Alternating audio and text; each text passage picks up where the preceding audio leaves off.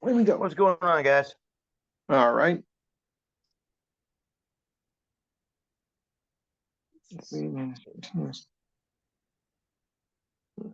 Okay. Hey, Brad, how's it going tonight? Yeah. I mean, how we doing? We are doing well. Yes, we are. What am I gonna say for the next? So my on the sports supplement is sick, so he'll be joining us on a future episode to come on and talk to you guys about what we do and all that stuff. Before I start the show, I want to give my prayers to my partner Ralph Garcia. I guess he's going through a pretty tough time right now. Yes. So partner out there, if you need anything, I'm here. But I know I think he's on vacation and stuff. And Alex will be joining us a little bit later. He has some family stuff going. He'll be on here in a half hour, he said. So I talked to him earlier today, so he's cool with that. Yeah. Outside of that, I got credentials yesterday for minor league baseball. I'm pretty excited just about that. yesterday. Yeah, I got it. Got it for the Threshers, who are the low A affiliate for the Phillies. And I'll be honest with you, I've never been to a minor league game before. I'll be going to my first one tomorrow night. Now the Threshers are not at home; they're on the road in Dunedin to play the Blue Jays, single A team. So I'll be there with some friends tomorrow. Yeah. My first is on Tuesday, so I'll be going Tuesday night for opening night at a minor league game. It's a great experience to go to a minor league game as well as majors. Well, I guess, Lou, I mean, it comes down to you're going to watch these kids that are trying to get to the major leagues, and you can follow some of these kids as they go through the ranks and stuff. So I think that's pretty cool.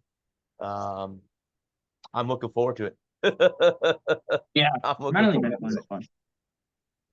Yeah. I actually went and downloaded the minor league baseball app on my phone to kind of keep in touch with all the teams and the rankings and stuff. Sure. So my girlfriend told me that I should be proud of myself because I reached out to the guy myself and went and met this guy and did everything all on my own. You know, I didn't have, not that I'm saying that I don't appreciate help, but I mean, it kind of feels good too to to do it on your own. But yeah. Do you guys have any minor league teams in New Jersey? Oh, we got a few. It's all in separate leagues, though. Of course, we have Atlantic League. We have single A. We have a couple from the Yankees. We have and the Mets. So we have a bunch of teams in the area. Yeah, I have two within about a 25-minute drive. I have the Threshers and the Blue Jays, which are the A's for the Phillies and the Jays. So I have those guys, and I'm not far from Baltimore. I mean, I'm not driving down to Fort Myers to watch the Red Sox minor league team, but right. I have them within my area. I don't have anyone with the Rays. I think the closest Rays affiliate might be in Port Charlotte. But yeah, I don't have anyone that close to me as far as like the local teams that I cheer or follow. So I gotcha. Right. So speaking of this baseball, so I heard today these torpedo bats, I guess, are made to help. They adjust the wood to wherever you hit. So if you hit it near the end, like say you extend your arms out and you hit it near the logo, they'll put more wood on that end of the bat. And then if you hit it more in toward the handle, so in a way, that's a cool thing for the hitters because pitching has gotten so well ahead of all these hitters. The hitters need something, right? I mean, am I wrong or am I saying that? I don't know. First was juice balls back in the 90s, and now this. So it's it's kind of like just the same, but the opposite. Yeah. I don't have a problem with it as long as everyone gets to use them. Right. Yeah. Yeah, and everyone does. What they including do the is Dodgers. they use like I think they use AI or something to mold the bats to the particular hitter. And again, and nothing against it. And the only reason that it was brought up is because the first team to use them was the Yankees. That's the only reason. Because if it was anybody else or the Dodgers, it wouldn't have been a big deal. But if it was somebody, the Royals or the Rays, it would be no big deal. But because it was the Yankees, everybody's making a big deal out. Oh, they're cheating. No, they're not. They're following the rules. Yeah, they didn't break the rules. Nope. Oh, The bats are illegal. So Right. I I mean, the mean, Dodgers get you know, the Dodgers haven't lost a game yet, so they should No, be they have complaining about not. that. Yeah, neither had the Padres. Padres. Oh, Yeah, the Padres are 7-0 as of 4 o'clock this afternoon when I was looking. wow. Yep. What I'll say about the torpedo bats is the idea is you get as much wood as you can in the sweet spot. So Correct. Yeah. you maximize your chances of getting good contact on the ball. And there was some experiments last year, at the end of last year in September, with the torpedo bat, as it become known, and they weren't super effective. It wasn't until the best hitters in baseball got their hands on them and really showed what they could do.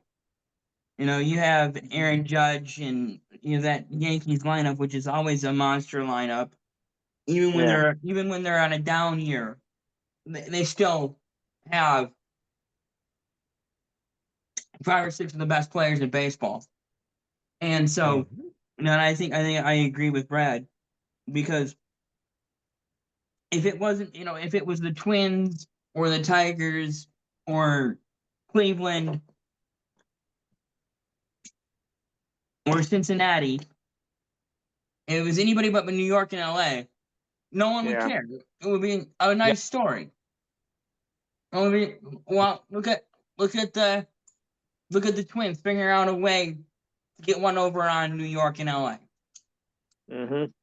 Kansas City found a way to compete with the big boys. No, I can't.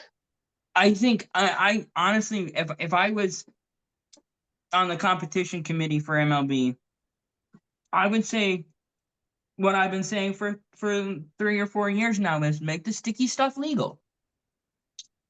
Yeah, maybe you have to. I think that evens it out. You make the sticky stuff legal.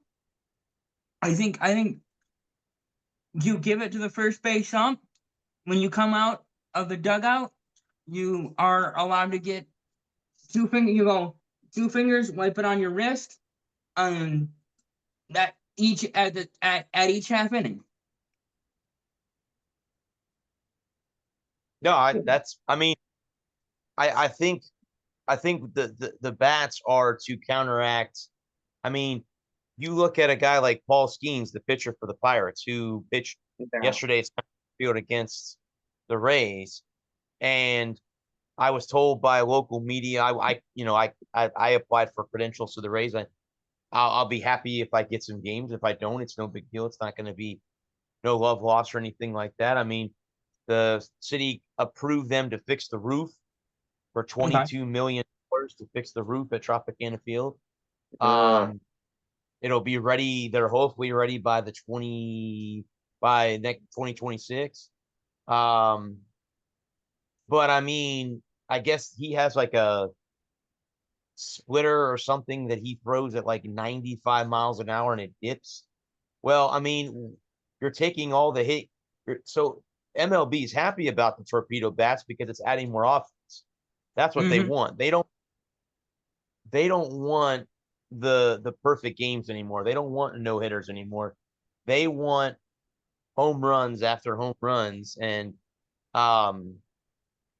this is a way of doing it. And I honestly, if it was not the Yankees or the Red Sox or the Phillies, no one would give a rat's shit about it.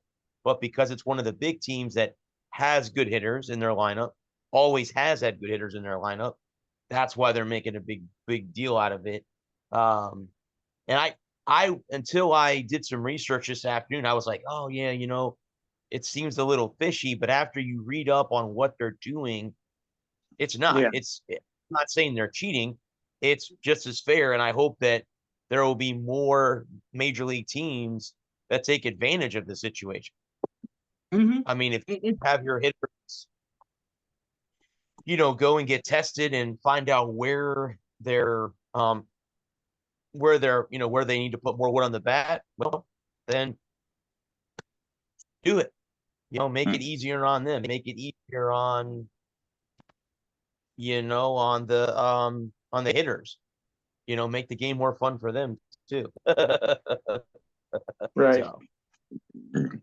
Well, I've been saying for years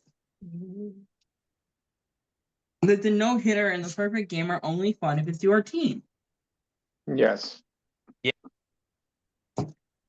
A 1-0 baseball game is no fun unless it's the team, specifically the team you root for. So, for Brad, if he's watching Padres and Brewers on a Saturday afternoon or a Saturday evening, it's much more exciting to have a 7-8 game with 3 home runs apiece than it is to watch someone take a no-hitter into the 9th. Yeah. Mm-hmm. Or any one of us, not necessarily Brad, but for the average baseball fan, if it's not Detroit or New York or Tampa, I want to watch a home run derby. I want to watch a slugging contest. Yeah. Mm-hmm. And baseball is a slow sport.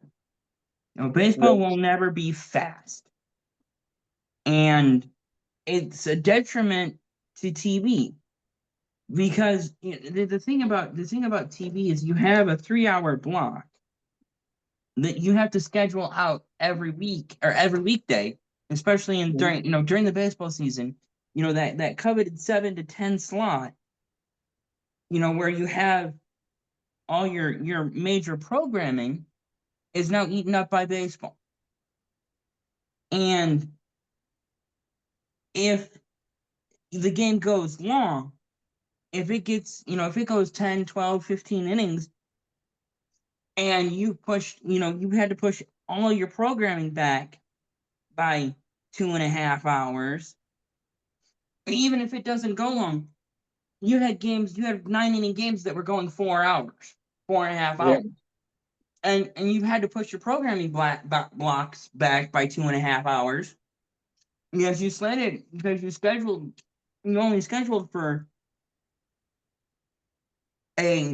only scheduled 3 hours for your broadcast, and now we're an hour and a half over the scheduled distance. Everything else has to be shifted and moved, and so for TV executives who have sold that next block of time to advertisers and shows and everything, they need those games to be, and then this isn't just baseball, it's all sports. They need the games to fit into and be done in those programming blocks because they have other things that they want to, that they've agreed to air. Yes. But being that baseball's so slow, it's kind of hard to do. And also, too, therein lies why I think a lot of sporting leagues are going to streaming, because you don't have to have a particular schedule. You could just go, we could put them on. It's streaming. I mean, I don't think Netflix and Amazon are going to mind if the game goes over, where, like you said, Bud, if it's on ABC or CBS or Fox, they have programming that they have after the game. It could be news. It could be a show. I mean, if people watch Survivor, I'm just naming shows off my head. But say after you have, like you said, you have a certain block of time that these producers have, made. And if it goes over, well, oh shit, now we're screwed. Now we have to figure out what we're going to do. And now you're hoping that the people that are looking forward to that show are still watching. Like, oh, well, yeah, football went over. Baseball went over. Well, I'm going to go do something else, or I'm going to go watch something else.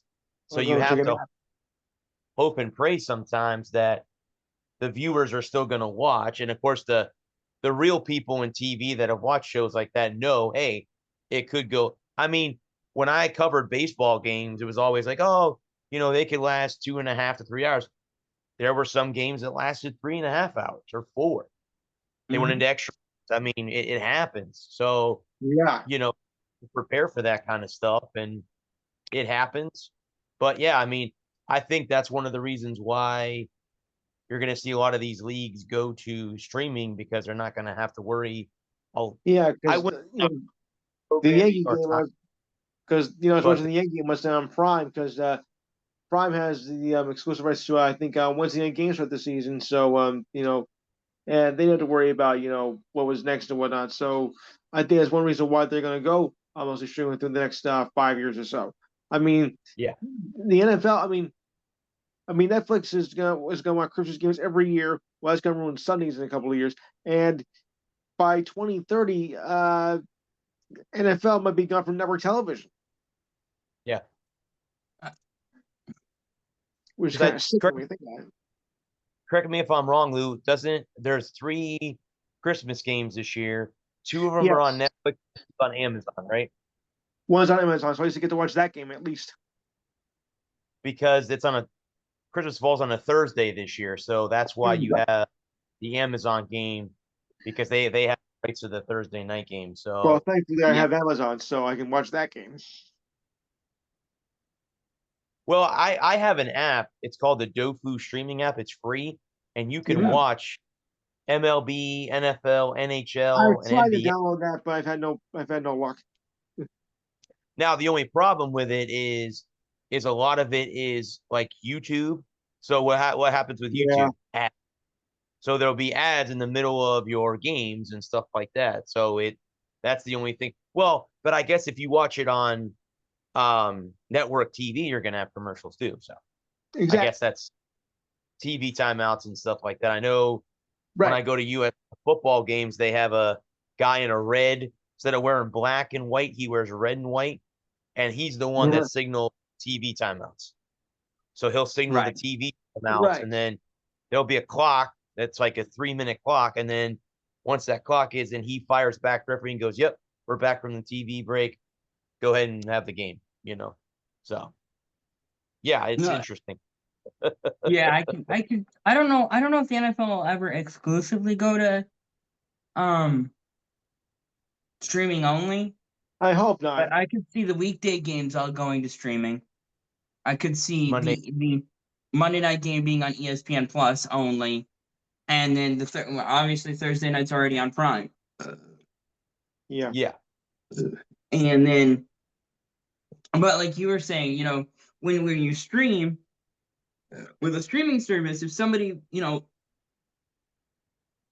if it's just on the streaming service like WWE, with Raw being exclusively on Netflix now, they can go as long as they need to. If they need to go 15 minutes over, it's no big deal. And so I think you're right. I think we'll see a lot more sports moving exclusively to streaming, because then you don't have to worry about programming blocks. You don't have to worry about is it gonna be 3 hours, 3.5 hours? Are you gonna have a regular game that goes 4 hours? I think MLB has done a good job over the last couple of years of increasing pace of play and getting some of those games back down to the 3-hour, 2:45, 3-hour mark. Yes, they have. Where because you had games you had a 9-inning game that would be 3 hours and 45 minutes, 4 hours, 4 hours and 10 minutes, and it's because the pitcher stepped off 6 times in an at bat. Yeah, dumb. And it just kept eating up clock. And it wasn't game. The game wasn't being played. They were stalling. whether it be to get somebody up or to get a beat or whatever.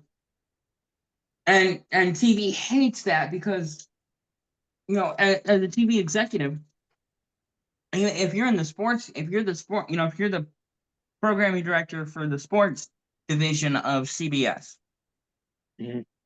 and you're talking to the network programming director, like, yeah, we need, let's say March Madness is on Monday, right? The final game is Monday on CBS, and it's going to start at 9:19 on Monday night, and it should be over about 11:30, give or take, and then you probably have half an hour for the ceremony, the cutting down the nets, and congratulating the winners, consoling the losers.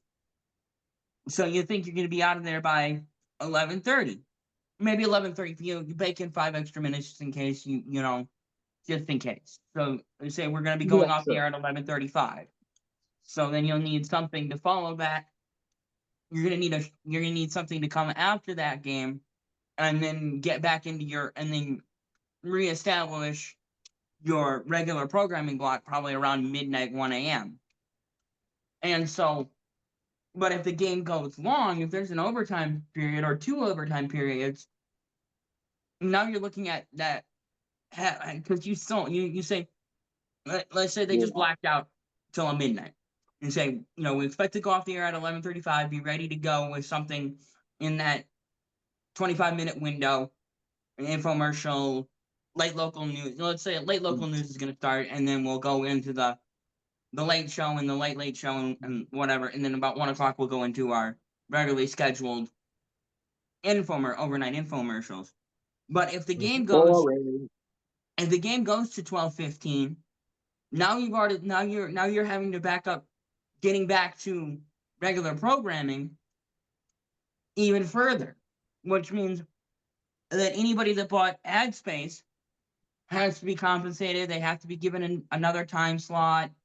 They have to be given, anyone that had, you're putting, let's say the late show and the late show, there people that agreed to have, Lowe's and Home Depot and Metamucil or whoever, which bought ad space on those shows specifically, now they have to be compensated for their loss of sponsorship, and so it's just a huge hassle when it comes to getting back into the regular flow of programming after a big sporting event. And the fact is that even outside of the Super Bowl, they don't draw like they did 10, 15 years ago. People just aren't watching. Right. The numbers are down across the board. And so when you're a TV executive, justifying trying to, when you're the programming director for CBS Sports Division, has to go to his bosses and be like, and justify why he should get that, that the NCAA finals game is going to be watched by X number of people, and just convincing the CBS people. So going to streaming is a lot less of a headache. It is, because NBC, they got their peak out. They're doing college basketball this year. First time NBC's done college basketball in dog's age, and I think it worked out pretty well. And I'm going to assume that the WWE will move SmackDown to some kind of streaming service once their deal is done. I think with Fox, whoever does their TNT or something. But I think that once they moved Raw over, so I'm assuming SmackDown will sooner or later also be moved over to Netflix as well. Then they can, like you said, then they can go to that 3-hour show on SmackDown now too, like they do for Raw. And speaking of wrestling, I mean, we can roll into that if you want to. It looks like the media card is starting to shape up a little bit more than we talked about last week. So what do you guys think of Punk, Reigns, and Rollins? the main event for one. I think that's the main event for night ones. So Saturday night, I believe, is that main event. Or when that is match WrestleMania anyway? I'm sorry? When is WrestleMania? It's April 9th, 20th, so it's on Easter Sunday. It's the Saturday and the Sunday. Wow. Yeah, what a time to have that. Yeah. Yeah, they people are nuts. Weird. But a lot of people, I mean, if you think about it, a lot of people that celebrate Easter, usually you have dinner around what, 5, 6 o'clock. So in my family, 3. There you go. So I mean, so if most people will be done by the time 8 o'clock rolls around or 7 o'clock rolls around, so they know, like, okay, we'll just put it on Sunday and we'll get all the eyeballs, or the people that don't celebrate or are big wrestling fans go, hey, I ate Easter. If I celebrate it, my dinner's done. My people are out of here. I'm flipping wrestling. So, Well, they give if you can have NBA on Christmas and NFL, then hey, I guess you can have a WrestleMania on Easter, I guess. Sure. Well, I think it's one of the things that they're banking on is people are going to be home. Yeah. Because it's Easter weekend, you don't have to work Monday, long weekend. Maybe they'll get some extra TV buys or subscriptions to NFL and WWE Network and Peacock. People are going to be like looking for something to watch. They got the family in town. Probably keep on the NBA and NHL playoffs. Let's watch Mania. And I think with the way that wrestling is going now, with Triple H running the show, I think there's more people starting to go back to watching it again. It may be one of those where he's calling the OG wrestling fans back to watching it when they were watching it during the Attitude Era and stuff like that. They're drawing those people back. And on the turn, they're getting the new people also to get. I mean, look at, for example, like we watch it. Alex never watched it. Now all of a sudden he's interested in watching wrestling again. So, there's something right there. You get 1 or 2 people. Next thing you know, you got 1 or 2. It's 10 or 20 that are now new. Interesting fans. I think with the WWE now partnering with TNA, I mean, I was talking about this on the other podcast that I do on Tuesday nights with my buddy Alec. How about a Joe Hendry John Cena match before John hangs it up? That would be a dream match. I see those signs at every Joe Hendry when he comes out on TNA. Somebody in the crowd has a sign that says "Dream Match: Joe Hendry versus John Cena." So it can happen. That can happen. So how cool would that be at the end of having John the title? Wouldn't that be something if John holds the title and that's the match that he holds the title to is Joe Hendry? That's the one that they crown the next WWE champion is Joe Hendry. So if you don't watch TNA, if you don't watch TNA, then you wouldn't know who Joe is. But Joe's crossed over. Joe's had mainstream success crossing over. He was at the Rumble. He was 15 at the Rumble, but I think it wouldn't be good for the brand. I don't think it would be good for business, as Cena likes to say, because I think that it would. I think it would be giving him. It would be cutting the line. Because Strowman's never held the belt. Priest never held the belt. LA Knight, Shinsuke. I mean, there's so many guys that are already on the main roster that haven't held the belt yet. That I would think that Hendry coming in and winning the belt in his first match, or technically second match, but they would have to do, obviously they can work an angle and build a story, and I'm totally for it. If they brought Hendry up to the main roster and got him into the storyline with Cena, if they build a story around Joe Hendry being the heir apparent, being the next one. Him working an angle with Punk would be good to start out with. That fresh-faced new kid on the block coming up and working an angle with Rollins or Priest or Roman, before he gets an instant shot at the title. So I'd love to see it. I think it would be great. I think they put on a good show. I agree, but I would think that they would have to bring him up and let him get into the storyline with Cena before they because that would be bad for the brand. If you bring him up and it's only his second match outside of the Rumble, and then you give him the belts and you skip those guys that have never, like you mentioned a bunch of them that have never had it, I would be pissed if I was one of those guys. Like, oh, okay, so you brought this kid up, and all of a sudden now he gets the belt in his second match. And we all know the reason why, because John's going to be going away.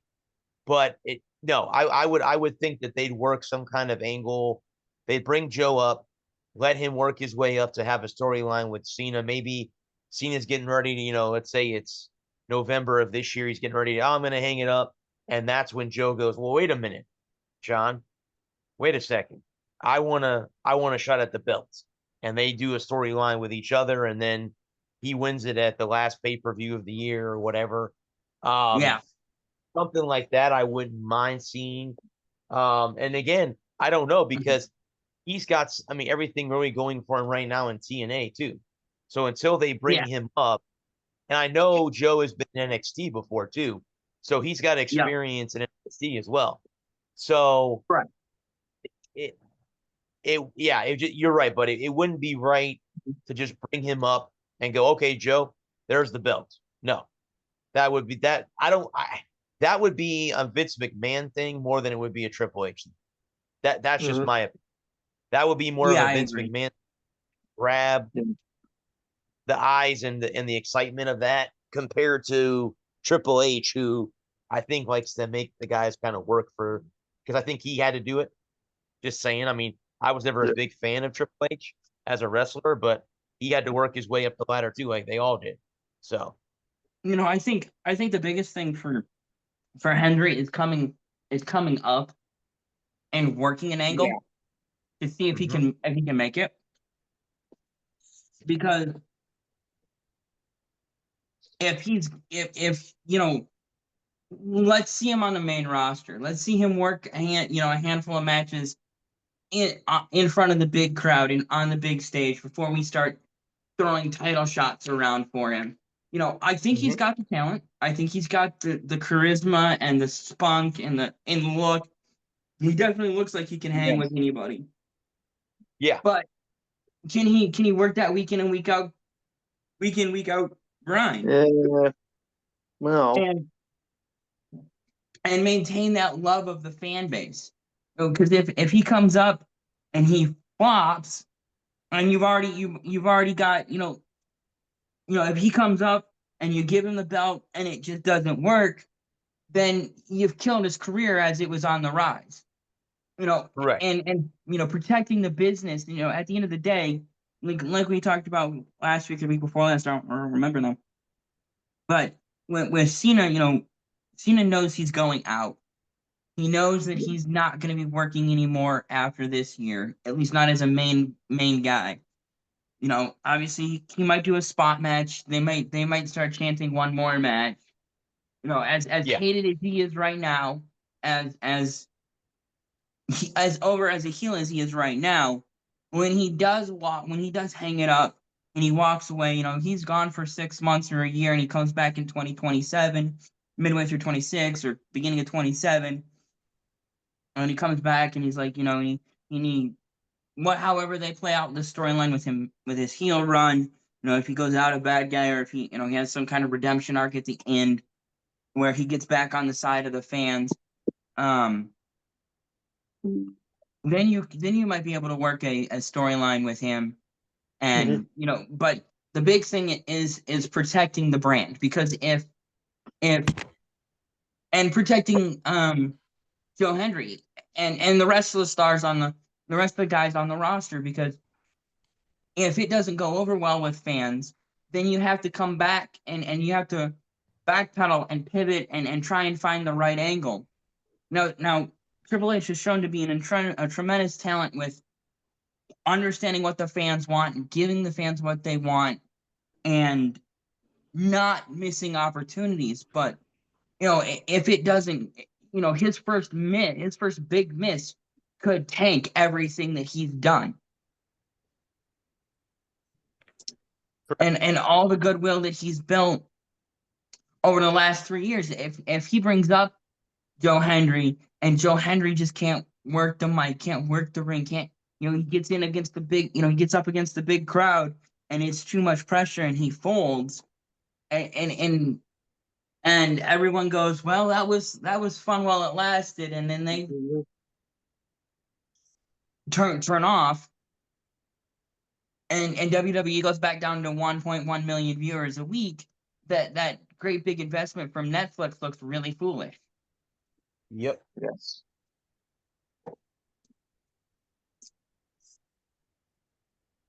Welcome in, Alex.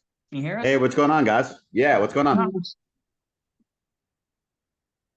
Not much. Talking a little WWE.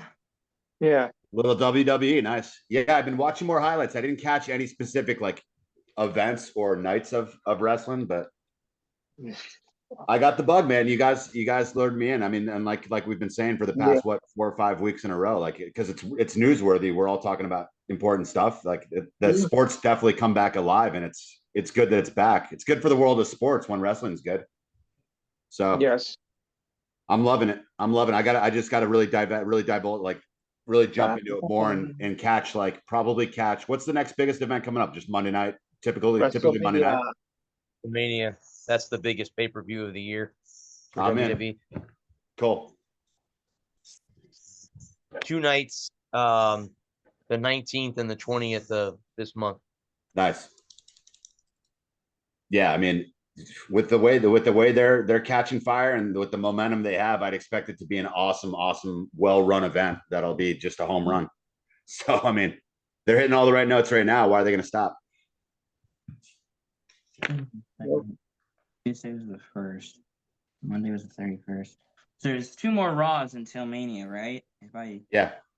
2 more Raws, 2 more SmackDowns before we get to because SmackDown will be the night before night 1. So the guys, the SmackDown matches or the people that are on that end will be shown the night before night 1 of WrestleMania.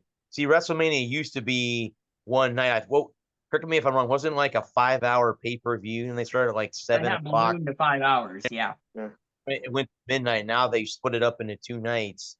I was watching a YouTube clip today, and they were showing some of the stars that are here now their first appearance at WrestleMania.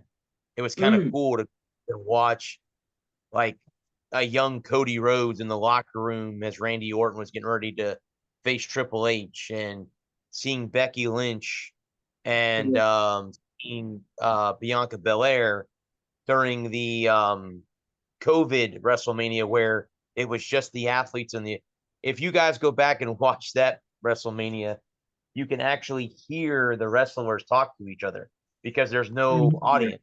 Wow. There's no crowd.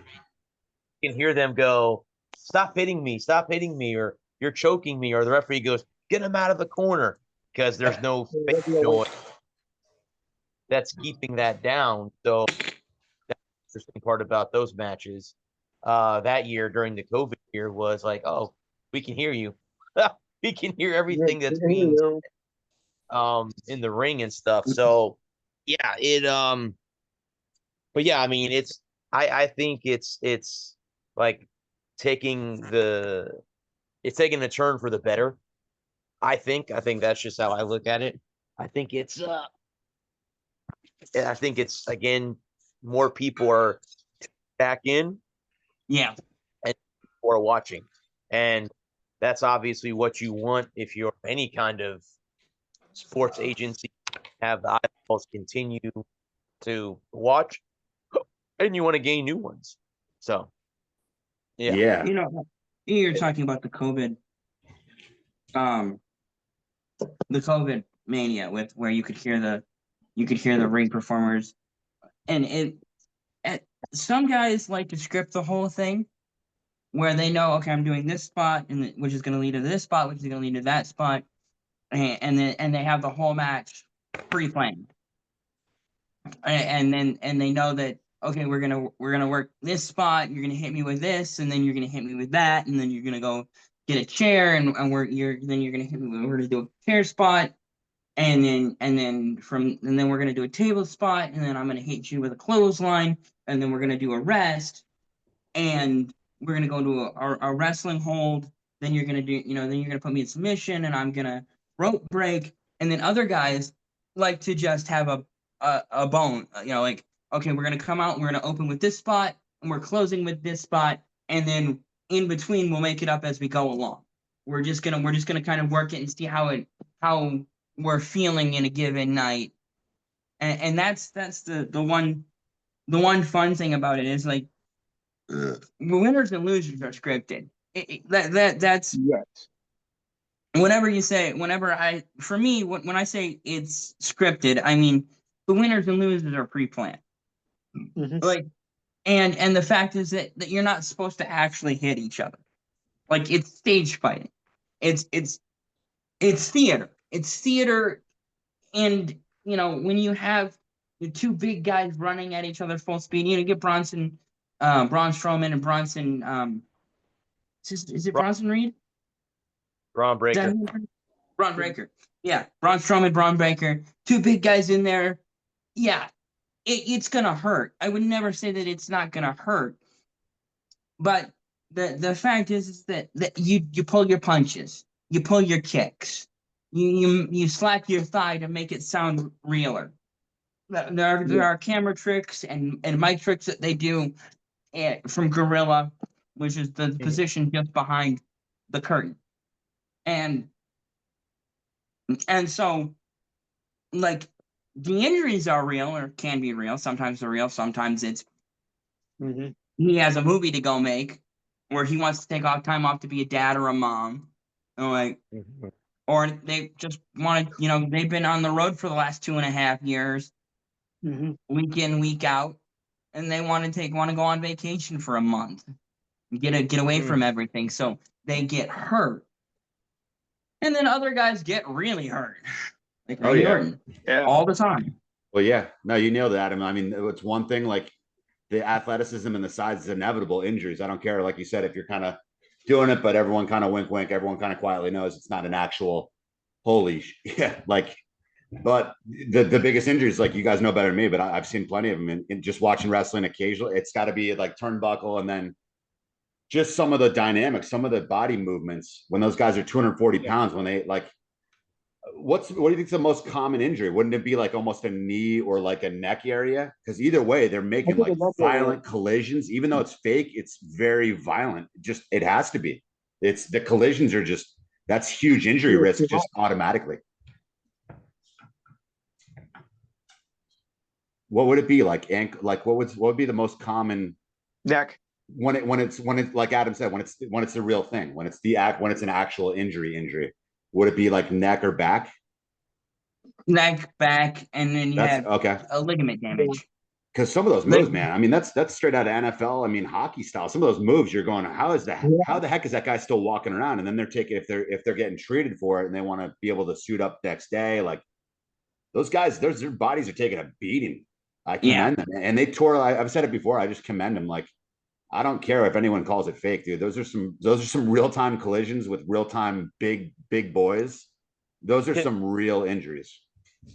Let me tell you about a match where you said that the person couldn't walk. If you go back and watch Undertaker or Mankind, when he threw him off the top of the cage, and he went to the table, and then he gets up, and then Undertaker throws him through the cage and he hits the ring.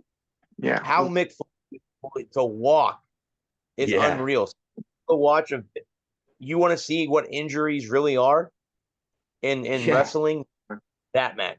Because I will. Which one was it, Brad? Say it again. I'll write it down right now. Good for the listeners too.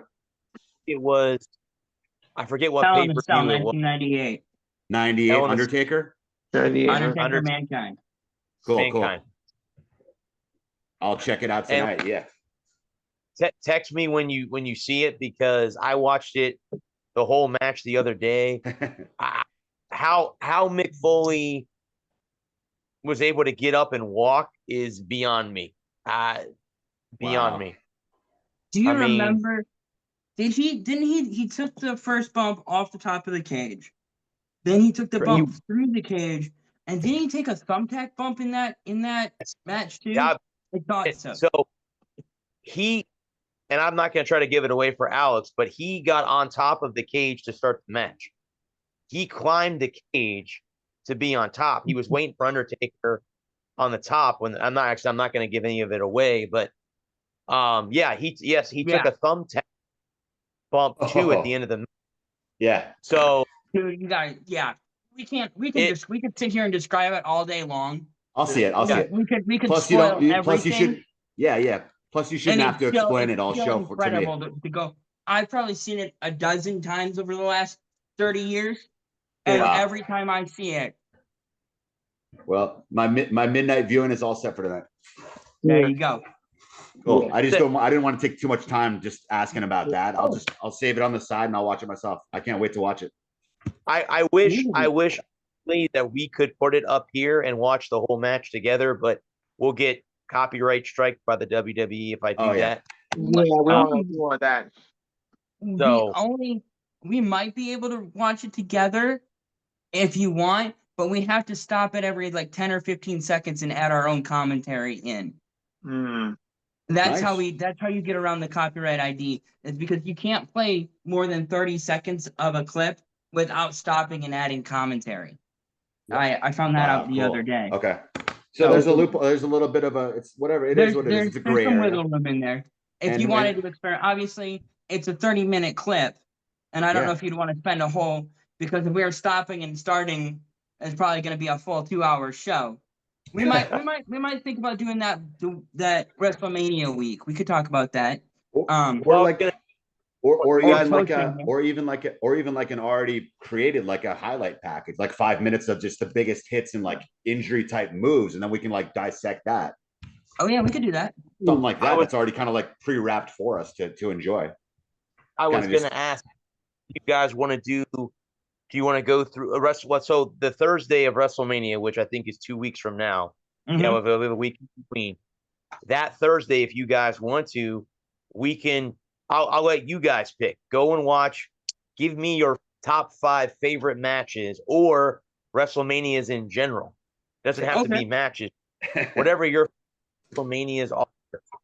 Go back, and then we'll come together that night, and then we'll sit one by one and go through, starting at number 5, going to number 1, and then you don't have to give me a 30-minute synopsis. You can give me a 5-minute thing hey, this is why I liked it. Pick up something like that the week of WrestleMania. That would be fun. Heck yeah. You guys want to start a half hour earlier, say at 7:30, so we can have a 2.5 hour show.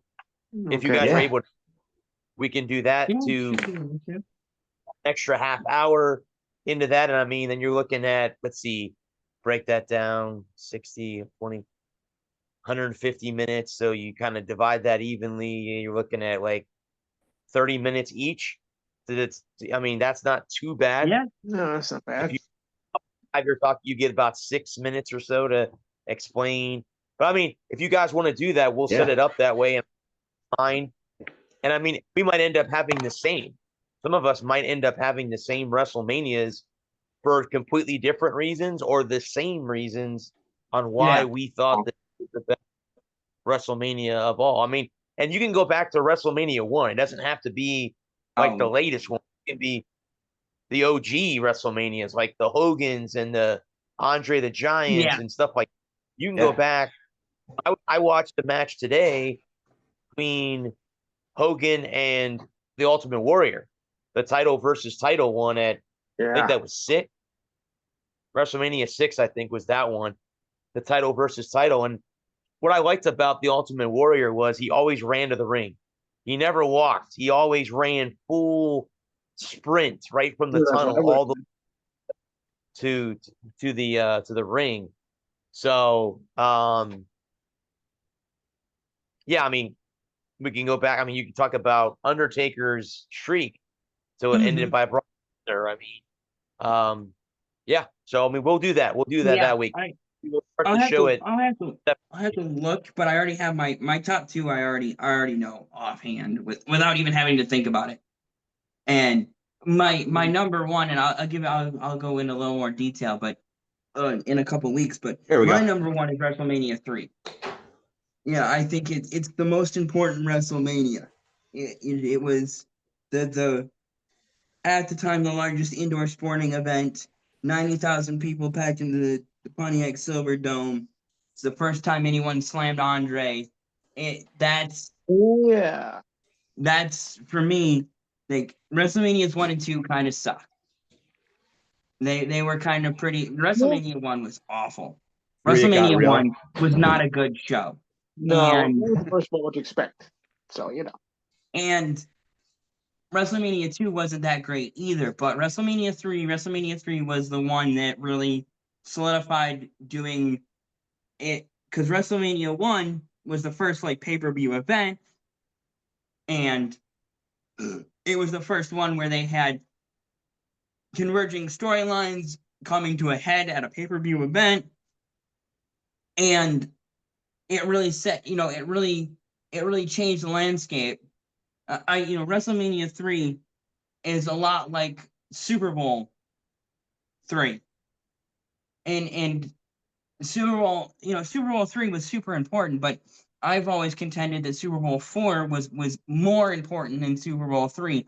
Super Bowl 3 overshadows 4 because of the guarantee. Yes. But in my opinion, that if Super Bowl 4, if the NFL just wins Super Bowl 4, then the whole AFL NFL experiment falls apart, because the Jets beating the Colts was super important, but then that next year the AFL is it the Chiefs that won Super Bowl? I cannot remember. Yes. That's Chiefs what I thought. Like you said, yes. The Vikings won. Yeah. Mm-hmm. And had the Vikings gone out there and smoked the Chiefs, it would have been that was cute. The AFL they had their one, but the whole AFL NFL experiment, it's toe. It was cute while it lasted, but these AFL teams, they just can't compete with the NFL. No. And so I really thought Super Bowl 4, which was so important. I'll have to go back and look at WrestleMania 4 to complete the analogy and see how big WrestleMania 4 was. But yeah, WrestleMania 3 is my number one. No, I mean, yeah, man, it makes sense. I don't know. I might tend to do it too much sometimes, but some of these sports, the themes and what really ignites the passion for fans. Yeah, man, it happens in different sports and kind of the same feeling. Some big events, we all see it. Each of us see it. Some events are bigger depending on in the era or the time. So you're saying basically that specific WWE was just a lot, that one WrestleMania was just big for more than just the regular reasons. It was just monumental then. Yeah, cool. That was it. It really set the stage for pay-per-views, for the direction that Vince was trying to take the company at that time. And it paved the way for a lot of, yeah, man. That's why WCW started Starrcade. Yeah. It's because Mania was so big. Mania hit. I want to say Starrcade. I want to say they started Starrcade in 85 or 86. I'd have to look that. I'll look that up. I think it was 86. It was 86, 85, somewhere in there. Yeah. And I think the first WrestleMania was 83. Yes. 84. Well, I want to say it was 83. And then WrestleMania 2 was 84, and 85 was WrestleMania 3. And with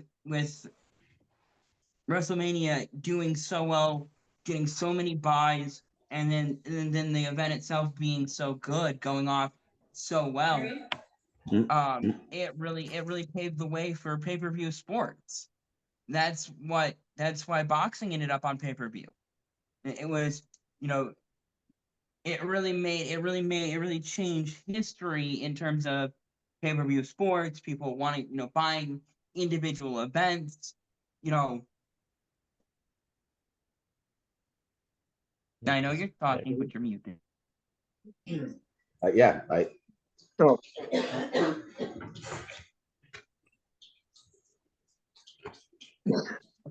Yeah, I was unmuted talking to. Yeah.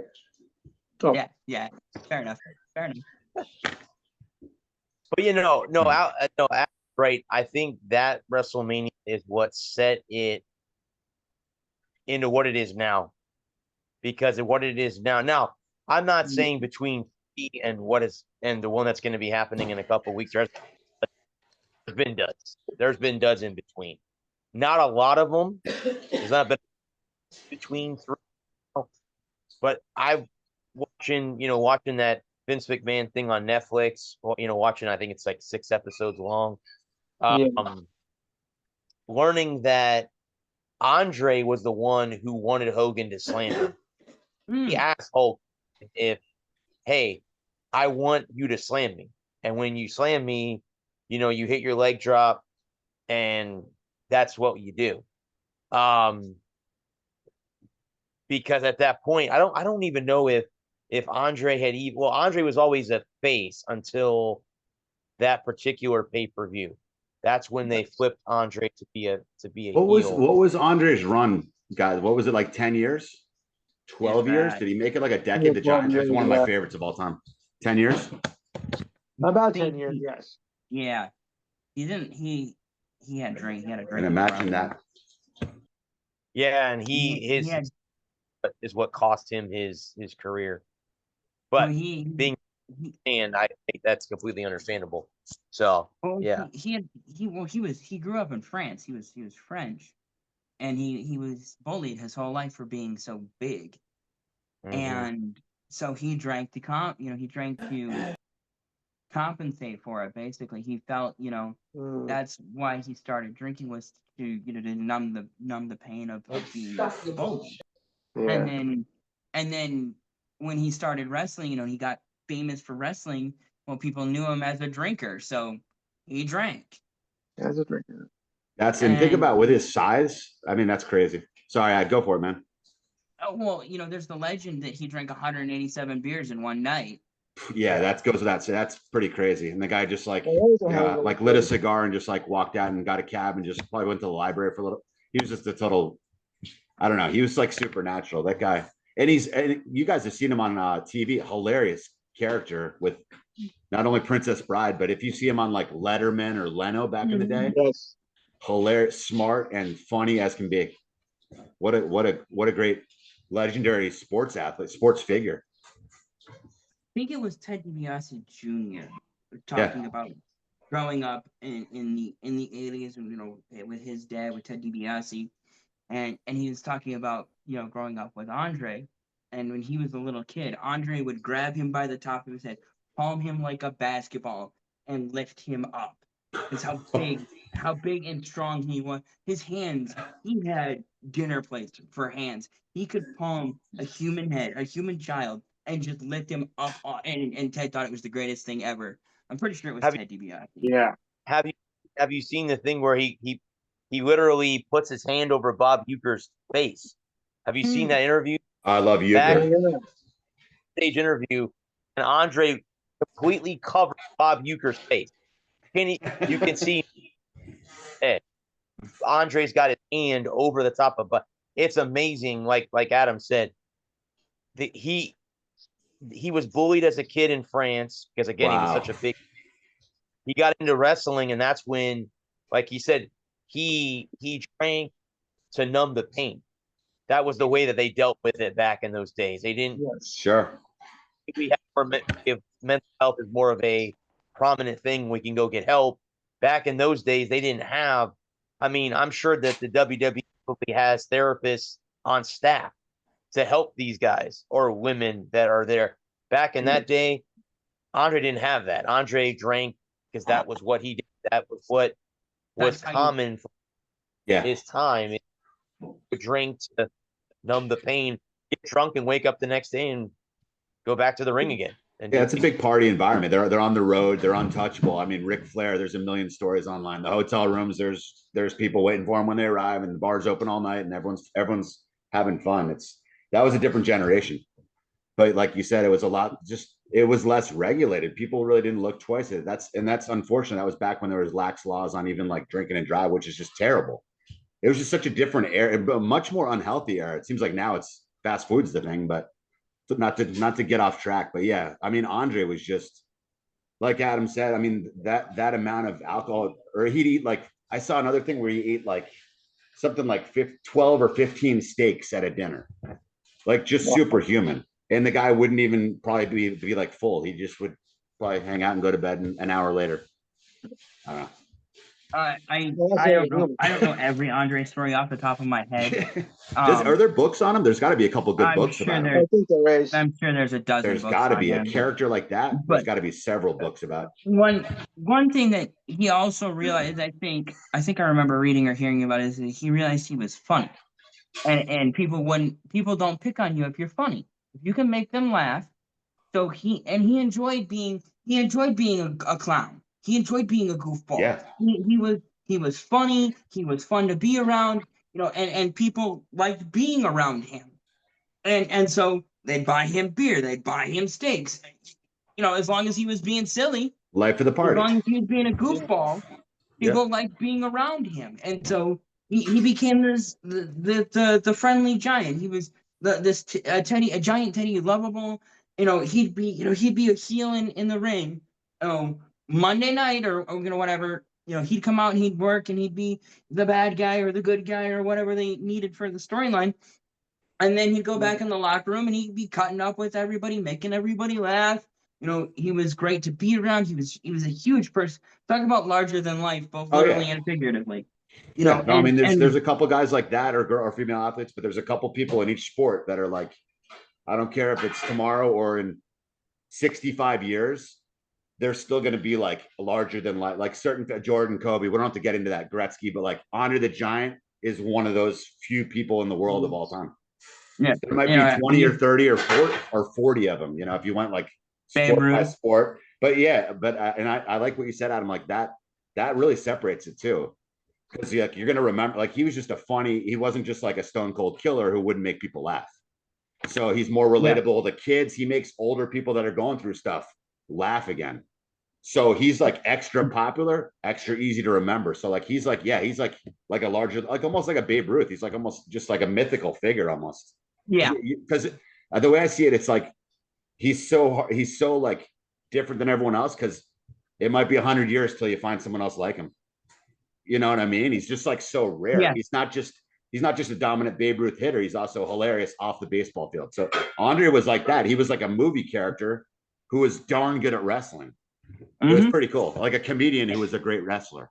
It was just so unique. It was awesome to watch. I remember that at like 8, 9, 10 years old. I was like mesmerized by him. So now I'm like, along with The Undertaker, that's more important now. Then I'll take a trip down to memory lane and watch him Andre the Giant later. So yeah. Andre. Yeah, if you're gonna watch Andre WrestleMania 3, even though he loses, obviously he had to lose to Hogan. It blew up wrestling and it turned it into the monster that it became. But you're talking about larger than life figures. Babe Ruth came to mind. Yogi Berra came to. We're talking about funny guys. Yeah. Yogi came to mind. Guys that transcend their sport, guys that move into the popular and into pop culture and into the cultural zeitgeist. Andre was definitely one of those guys and just speaking like that, Adam, like in that note, like think about how great that is for the sport of wrestling, for the guys back in that Vince around, but I mean, a guy like Andre, we all know that. Like think about for money and for marketing or growing the sport and getting people to tune in. You'd have people that didn't really watch wrestling. Oh, is that guy Andre the Giant you were telling me about? Is he wrestling tonight? So you're bringing in people that might not watch wrestling. So I mean, man, he was one of the best. We were talking about that before you got here. And you're talking about the fact that we've gotten, because we've gone over it the last month and a half now, and how good and talking about how good it is and how we're really engaged again, and how me and Brad are really enjoying everything they've got going on, and how we're able to indoctrinate you, and then a little brainwashing over here. I'm excited, guys. It really is. I was like, I don't want to say I was like, but I was like, okay, I don't know much about it. So I was a little bit like, okay, but I'm always along. I'll jump in the back of the car and go where you're driving. So I was like, yeah, I'll get. And then I was like, I did quietly kind of start watching a little highlights and nostalgia, memory lane. I like that a little bit, whether it's music or baseball, whatever. So I'm like, you know what? I refound the love I used to have for it. Yeah. So it wasn't like, oh man, I have to start watching wrestling. You just re-sparked the passion I had for it that I forgot about for like for 2 decades. I'm mid 40s, so you're talking 2 decades. I was just like, I did that a bit for hockey, weird, but now I'm like, boom, I'm diving back in fully. Hockey, Lou knows too. And I got to watch a little more, but I'm on the right track again with hockey wrestling. Well, I think what it was is that, it's a lot easier to get into something when it's good, when it's fun, when it's entertaining. Like if you'd been on the show 5 years ago, or 4 or 5 years ago, where we hardly, if we talked WWE, it was to dog it out. We weren't saying, oh, man, I can't wait for Raw. Man, I can't wait for SmackDown. Oh, this next pay-per-view coming up is going to be great. We were dogging it out. We were like, every week it's like, and Brad and Lou can tell you that it wasn't good. We were not enjoying it. Brad would bring up WWE and we'd talk about it and be like, okay, let's move on. And now the last 3 weeks we've done a full 45 minutes on WWE. I was lucky enough to join at the right time, man, because I got it. Literally, I used to be obsessed. I think I told the story, but like my Uncle Jimmy and he was like a bar owner in Manhattan way back in the day, and I was this little kid from Connecticut, and we went in on the train on like a Saturday morning into New York. I didn't even know what New York was at that point. I was like 7. Oh, we're visiting your uncle, my mom's brother, and then we go to Madison Square Garden. I don't know where the heck I am in this big city, and then I'm seeing like literally an hour later, I'm 7 years old. I'm seeing like Andre the Giant. I think Hogan was there. That was my first ever wrestling experience, and I was like 8. I was like, "Are you kidding me?" That was one of the larger life events, I think, for wrestling. Mm-hmm. So I was like, I was deeply in love with it, and then for whatever reason, through the years, I just maybe like by like 20, 25, I was just. But like you said, Adam, the lull, I think it's hit some of those through the years because I'm a little bit older. Maybe it was, like you said, it's harder to get back into something if it's not doing well. Right. If they're not putting out a good product. Yeah. It's like if you go to a restaurant, right? And when you were a kid, it was really good, but you didn't know any better when you were a kid. Yeah. And then you get a little bit older, you get a little bit wiser, your palate develops, and okay, Red Lobster was good when Red Lobster felt like 5-star fancy dining when you were a kid. Now that you're an adult, you realize that your parents were poor.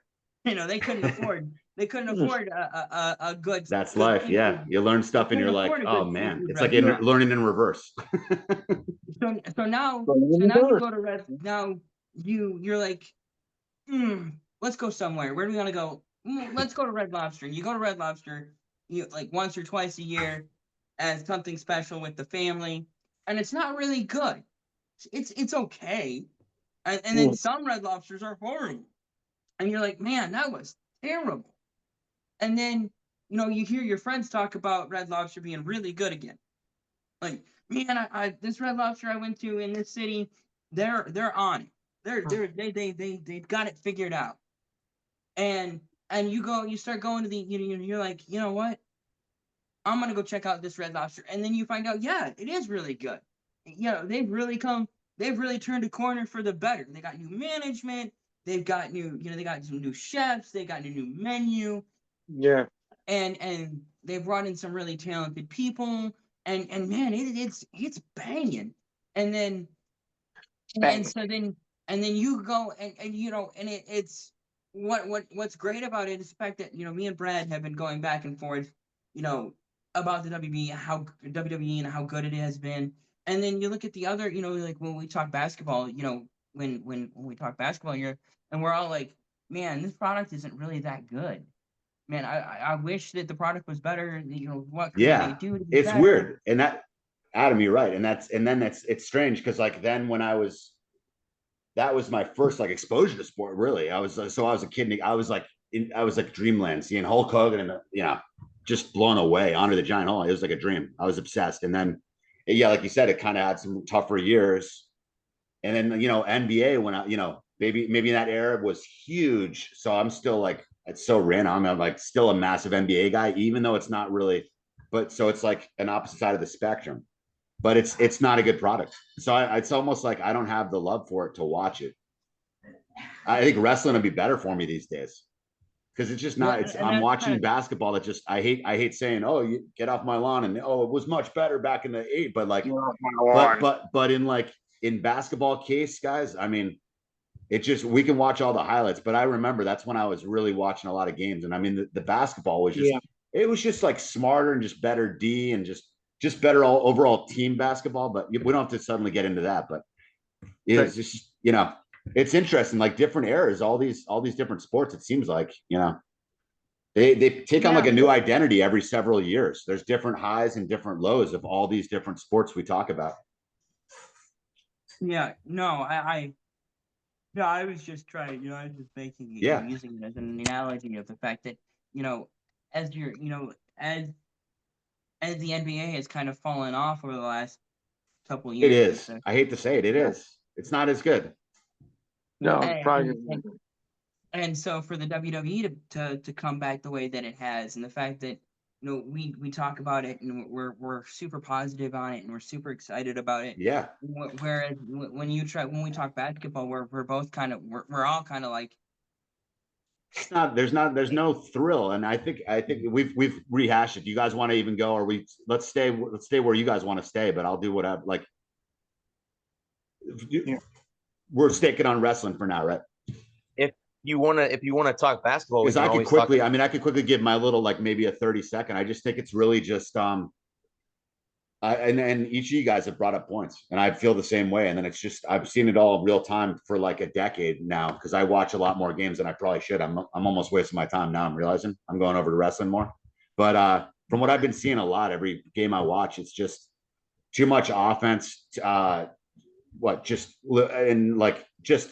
You see guys like Reggie Miller or Michael Jordan might be like 2 of 4, 3 of 5 on like, wow, he's hot. He's shooting threes. He shot 4 for 6. Now you see guys shooting 5 for 18, 6 for 22, and they're playing the fourth quarter and their team loses by like a point.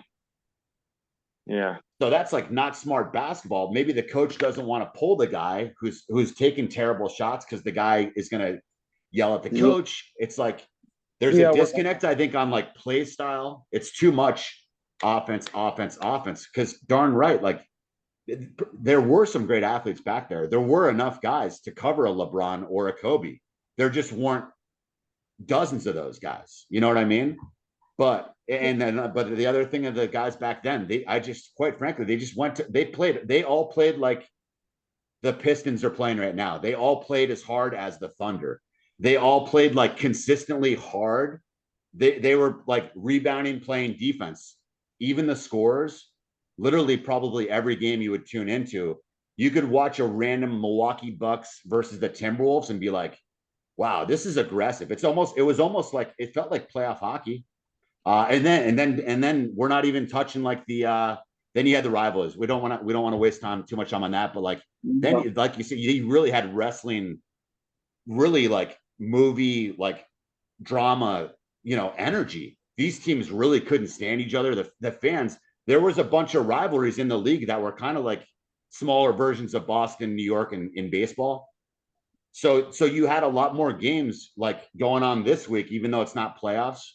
There would still be people going, oh, are you watching the Lakers Knicks tonight? Are you watching the Bulls Celtics? There was just a lot better matchups. So, I mean, are the athletes better now? Like LeBron's always saying, oh, these guys couldn't cover Giannis. Well, dude, I don't know. Like that's a unicorn athlete in 40 years ahead from now. no one will still be able to cover Giannis, the Greek Freak. No. So LeBron, sorry, that doesn't work with me at least. Well, I really think like that's one sport.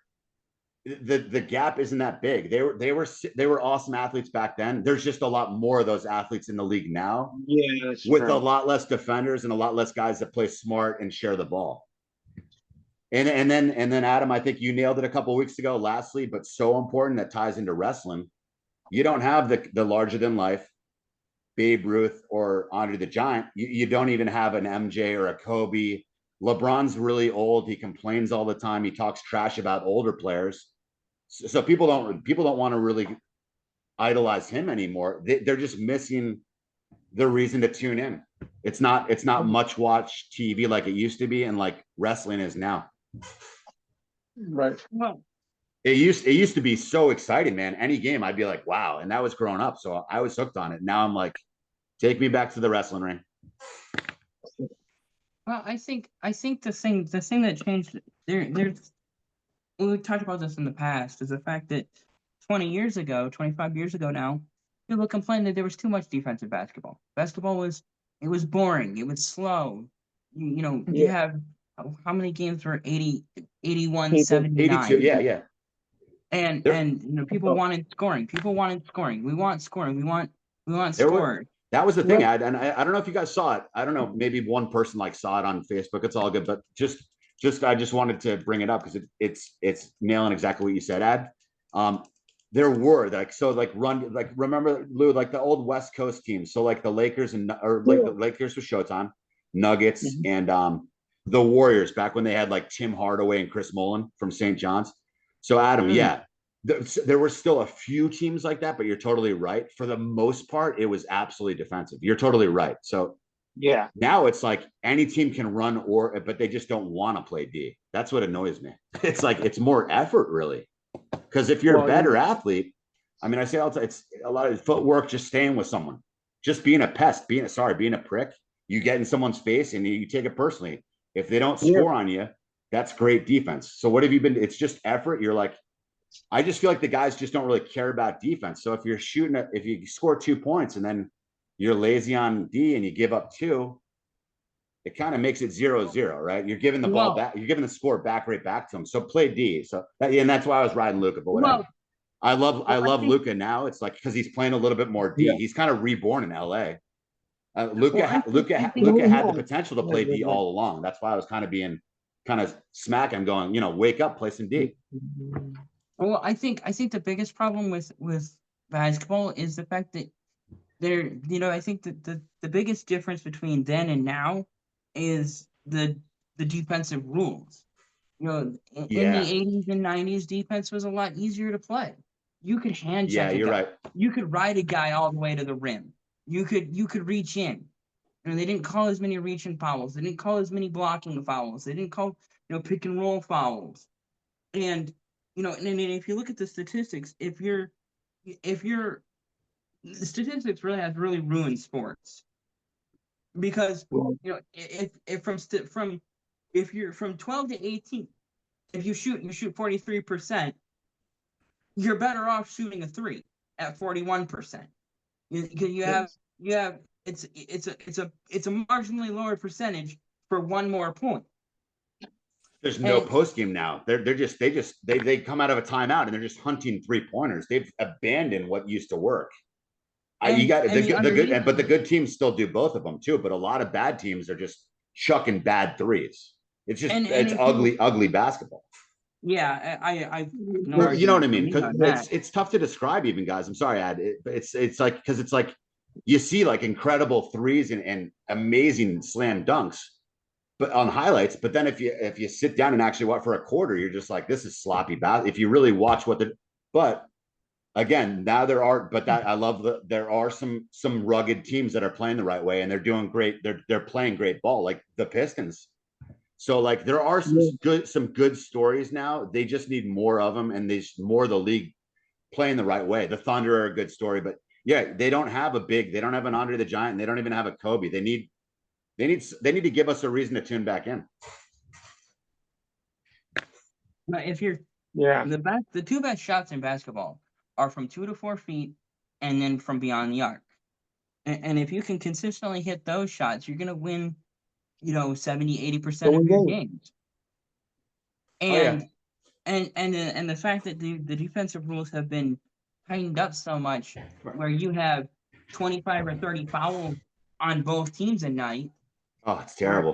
Where playing defensive basketball isn't really, like, you say these guys don't play defensive basketball. It's like, yeah, you're right. I'm over exaggerating. Because a lot of good players do play D, but I just think maybe it's more common. I think maybe it's more common that like the average team, like the Wizards, for example, they're like a young team. They should be playing for like contracts, right? Because if you're bad on a bad team, there's a lot of rookies and a lot of Europeans that are coming for your job next season, right? Like these guys should be playing hard to like save their jobs and get a raise. They're kind of playing like complacent, like they don't have to worry. And that's why you're seeing now a lot of influx of people from all over the world that are coming in. There's a lot more European international players in the NBA. So it's like all that high flying slam dunk, like all that 3-point. The European comes in. Besides Luka, they play a lot just more like traditional, like a lot more passing, just slowed down. I don't know. There's a lot of different reasons, but you're right. Like the reffing doesn't help because you're right. If you play really, really tough D now, like Detroit and Oklahoma, they still get a lot of foul calls against them. So it's like they're being punished for playing the way we want them to play back in the day. It's kind of weird. Like, so the refs are, you're right, Adam. The refs are a big problem too. I wouldn't say it's the refs because this is how they get. I would say it's more the league than the officials, than the on-court officials. Just swallow the whistle. Let them play through like a. If me and you are fighting for a rebound, if you swallow the whistle, then maybe you're saying, hey, rugged is okay. Just don't be egregious and like injure someone. Yeah. That's kind of like allowing and kind of encouraging maybe a little bit more 80s style. I mean, maybe that would work because sometimes like I think.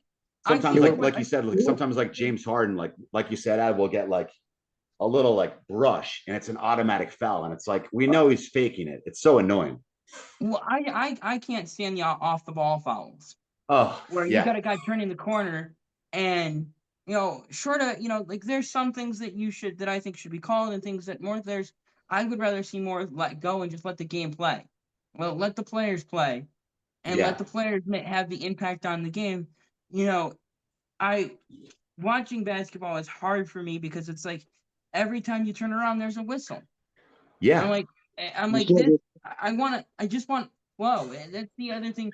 Like we were talking about, that's one of the things that I hate about the modern NHL is that every time you turn around, it's a penalty. 4 minutes of commercials. Yeah. There's no flow. There's no flow to it. It's stop, go, commercial. So it's the whistles suck in all these. They got when in doubt in all these sports. If it's 50-50, just let them play. There's a lot of people viewing. The people that are paying the salaries, paying these owners, all of the viewers and the fans. We don't want the whistles. So why are there so many whistles? Yeah, you're totally right. Well, we're saying with the fans in the NFL. The refs don't want the whistles either. Less whistles, please. Who wants them? Just the refs, I guess. They want to take the spotlight. The refs want the whistles. No one else does. I think your average official doesn't really want to. I think if you pressed an official, he would say he'd much rather not make a call than make a call. Yeah. Unless it was an obvious thing. Oh yeah, don't get me wrong. If it's a penalty, I want him in the box. If it's a hook on a Lightning on a Bruin, I want the Lightning to go in the box. If an Eagle holds someone, I want them getting a DPI call, no doubt. But like you said, I'm saying like that. I've just some of these whistles I've never seen from and watching the NBA or for 20 years. It's like you said, a guy just starts going to the lane with like no room and two guys just doing their job, playing really good, smart defense with their hands up. And James Harden will like dribble and jog into that. Yeah. So he's like causing the collision, and it's an automatic foul. It's so everyone in the building, everyone at home knows he's acting, and the ref gives it to him. That totally tarnishes the sport. Well, if you like you're saying, you have the two guys standing in front, and they got their arms up, and they're in good position, and then the offensive guy initiates contact. He'll put he shoulder checks a guy, and he's getting a foul call. And I'm like, just let him play, bro.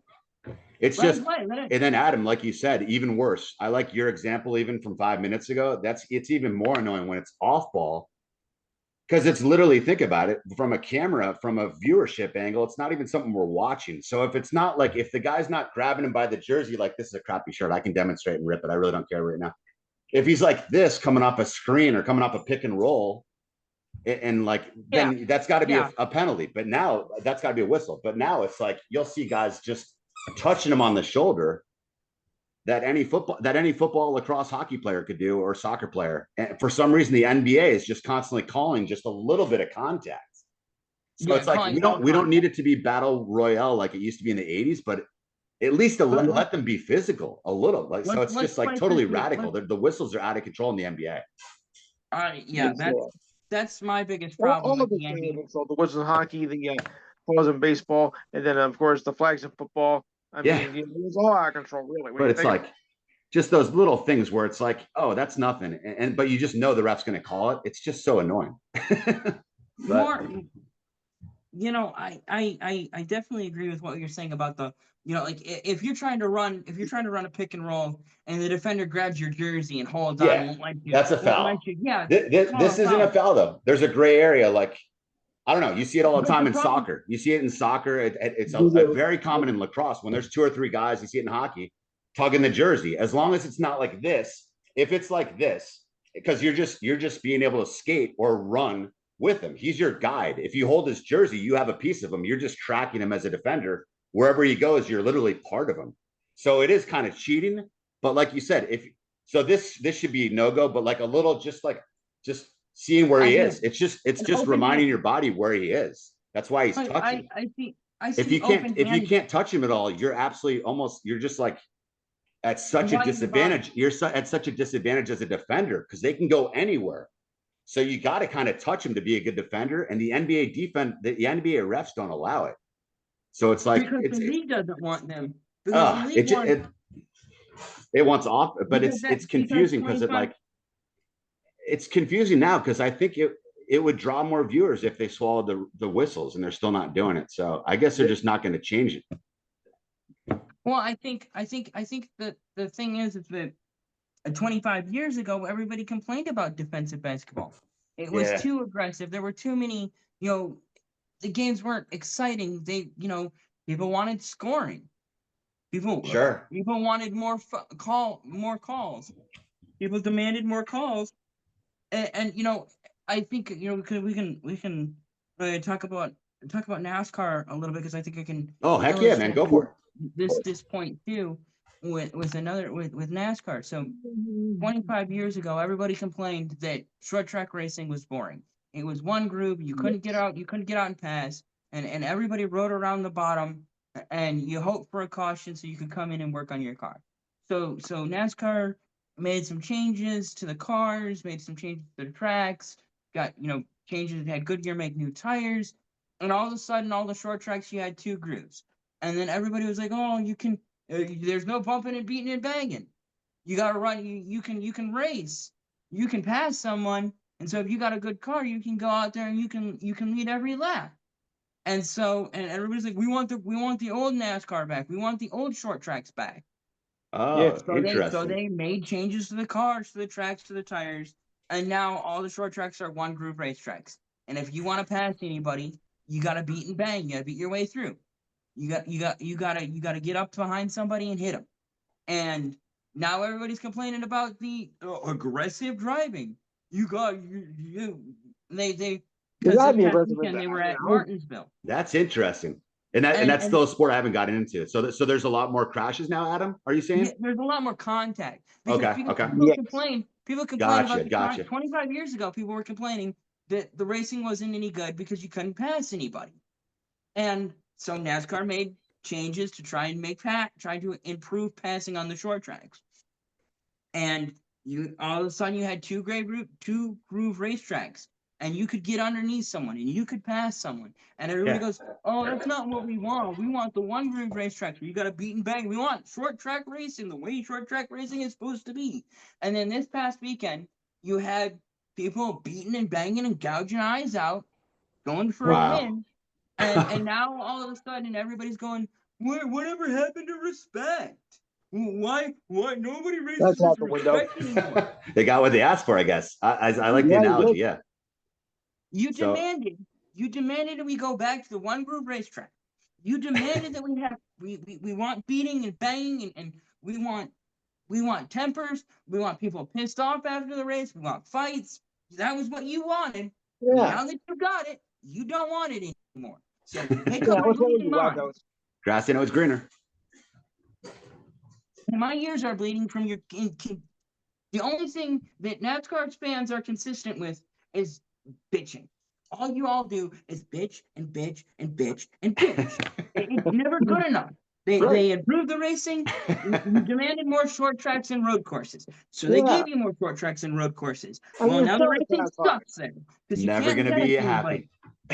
You can't pass anybody, and so you got to beat and bang your way through because that's what you wanted. You told NASCAR you wanted more short tracks and road courses because you wanted beating and banging. You wanted now that the racing sucks there and the racing is better at mile and a half, you want more mile and a half now. And Wow.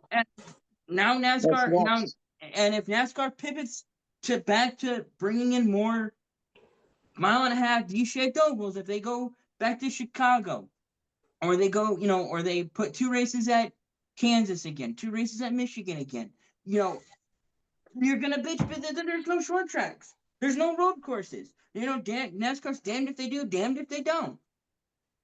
And I'll clamber down off my soapbox now. Yeah, it's tough. And then you'll have drivers like satisfied. not every player is going to automatically switch the way they like to play. So it's just such a complex thing. You got players that want to play a certain way, refs that want to play a certain way. Owners will just want the money at the end of the day. That's what they care about most. So they're just trying to go whichever way the wind blows, whichever way the money's pouring in, the owners like. So it's just they're going 4 different directions. Like you said, it's happened in NASCAR. Then I didn't even know that. Well, that's exactly what's happened in the NBA right now. They can't make up their mind on, and then they can't even make up the mind with the All-Star break. Lou's done a good job on his show talking about that. It's like, it's just a mess. They have to figure things out with the NBA. It's just, that's it. I mean, there's so many issues with it. You can go on forever. We don't need to. Yeah. Well, it's only a 2-hour show. So it won't go forever. That's what I was trying to say, man. And I always got to watch my, so. Oh, you're doing a great job tonight. So once I get revving on that, yeah, it's just because it's just like it's something like it's a band. It's a band you used to love, and now they're just totally like just different. And you're like, what happened? I want it to be the way it used to be, but things change, so you got to move on. It's like a band that you grew up. It's just listening different. To. Yeah, it's like a band you grew up listening to. And they're still awesome musicians, but like the recording, it's just a different quality.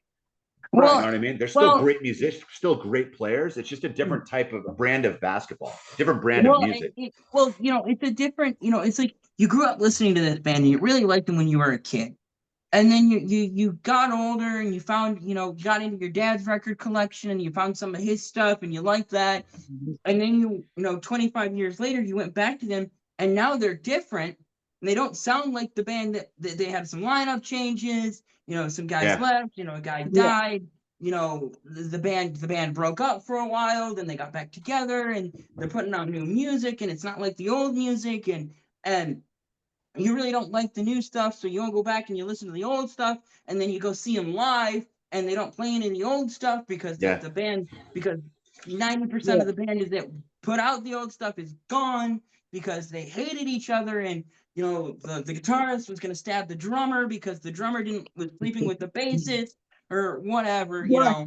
Actually, the actions were one among the bass players, so I was. And then easy on the bass player. Maybe tambourine guy in the back, maybe the percussionist. The keyboard player. I would say blame it on the drummer as a drummer, but Adam, you're a drummer too. We're easy fall guys as the drummer. Yeah, it's always the drummer. So. Yeah, no, it's just interesting. I think it can get back to it. It just needs, I guess, some changes and they got to figure something out. I don't know how, like you said, we get to spend 3 weeks on it. It's just like, they got to figure it out. We can sit here and fix it all night long and it ain't going to make up Mount a hill of beans. Exactly. That's right. What else are we cooking with? What are you guys excited about? What else we got on the menu? There was an article that Brad shared. I was going to see if you wanted to get into that when he gets back. And guys, trust me, that was just for my own good because I don't want to just start rambling about the NBA. I'm like, okay. Don't forget the college. Let's move along before I get too comfortable in this spot. Well, I think college basketball has the same problems that the NBA does. Trying to watch the tournament over the weekend, or the last couple of weekends, I should say.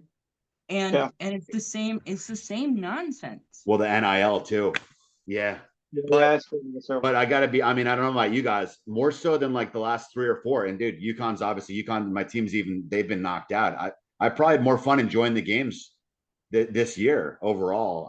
Overall, the product, the actual play, I've fallen in love with basketball, probably college basketball only as recently. I've always followed UConn, but like, I think college basketball, the level of play, just the way they play the game is really good right now. My biggest gripe with college right now is the NIL, where you might watch 3 of the best players, they lose a game, and tomorrow morning they're transferring.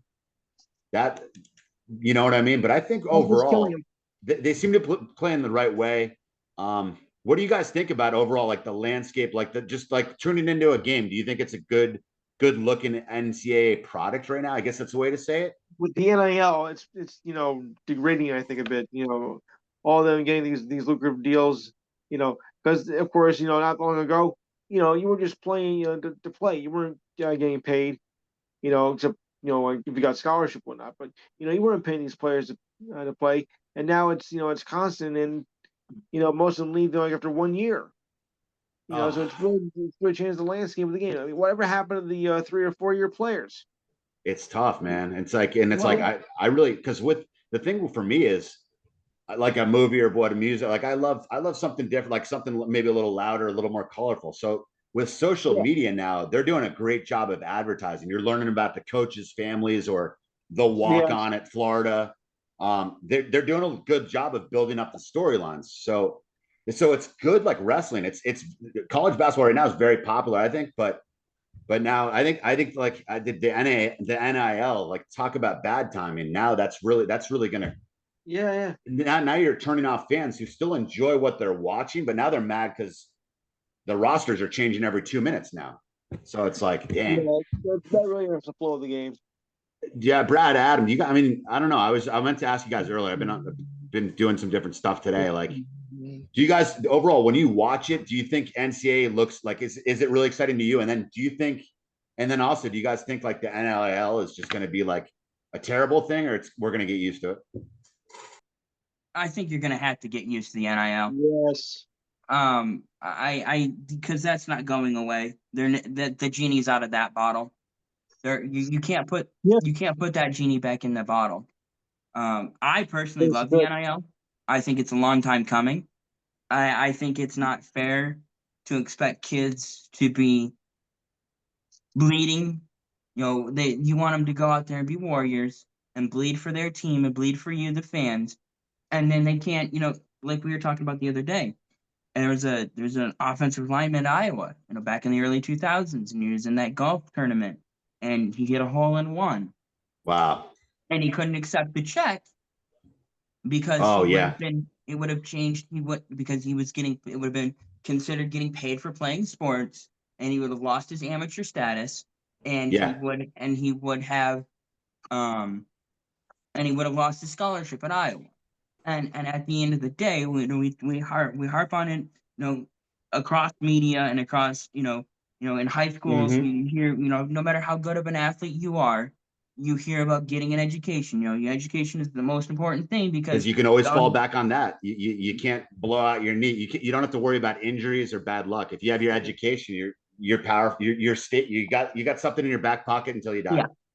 Yeah. When you're 60 years old, you got that resume. You can't play ball anymore.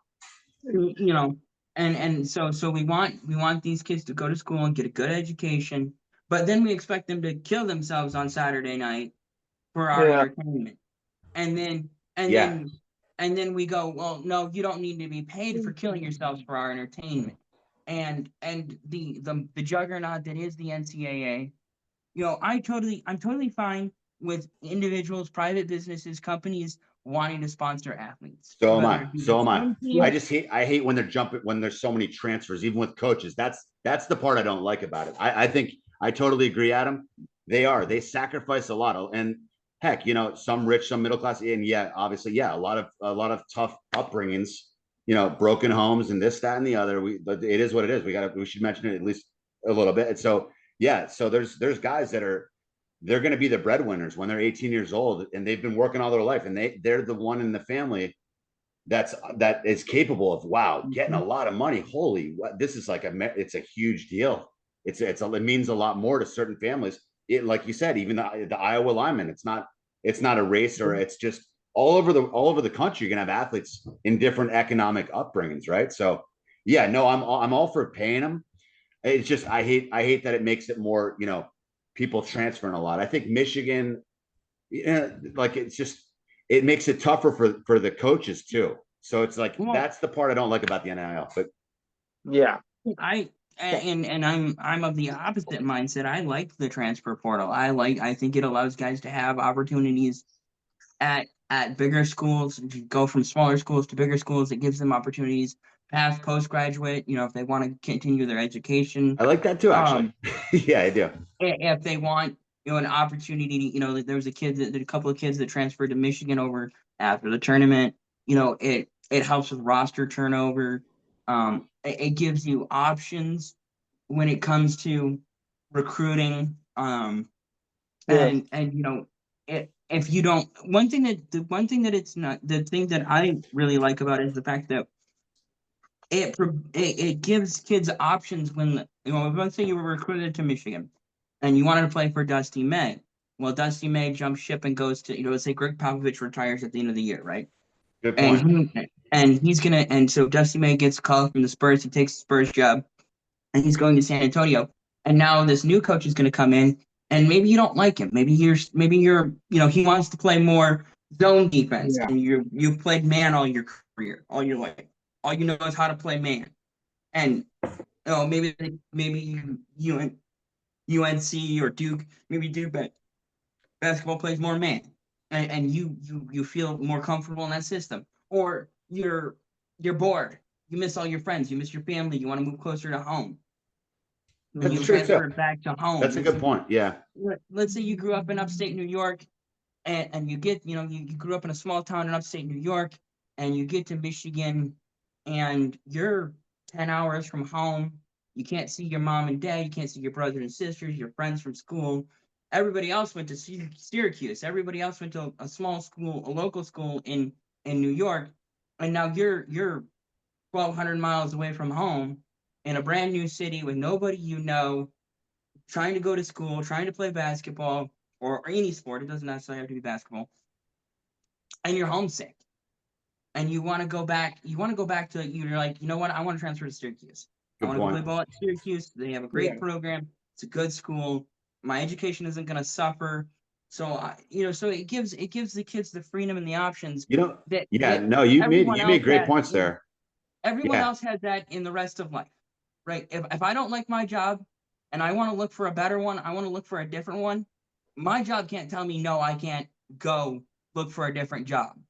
My job can't tell me, no, you have to stay here because you're here. I could tell them to screw off and walk out the door and never set foot in the place ever again as an employee. You're right. It does kind of like when you do kind of humanize it like that, it is kind of like keeping them. You can't really keep someone if they want to go.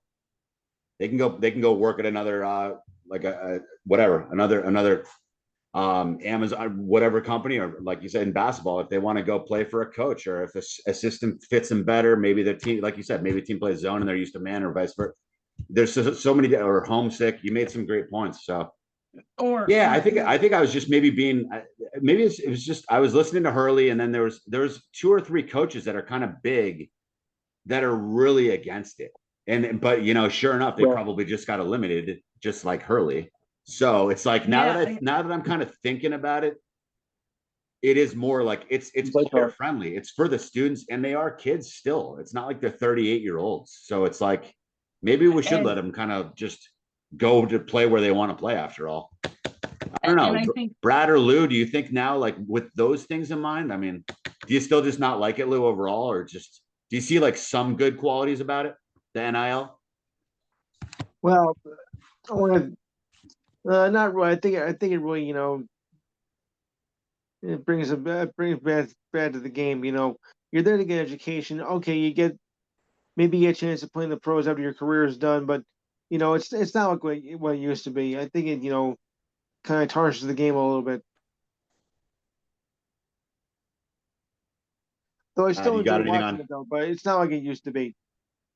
It's just like Adam said, it feels like it's already kind of out of the bag. It's gonna probably be impossible to pull it back in, because like in certain school, if some of the big time schools that we watch in these tournaments suddenly stop doing it, and other schools are still doing it, they're just gonna go to the gutter immediately. Like now that it's allowed, every good team that wants to win championships pretty much is gonna be doing it. Yeah. If I'm running Penn State or if I'm running Ohio State or whatever, Duke basketball, do they do it? Certain teams just won't do it, but a team like Duke, you're going to have academics, so you're going to have a lot of well-to-do families. Let's be honest, and so that Duke has they have certain qualities in different players. They're going to get good players everywhere, but they don't necessarily have to dangle a money bag to get great players. Certain schools, just like Michigan, certain school, but like those mid-level schools that want to make a jump, I love the fact that they can, like Adam, we're talking about, maybe a backup on Michigan becomes a star safety, 3 hours at some other, good school who's not quite Michigan. So it's like you want them to find success and be happy.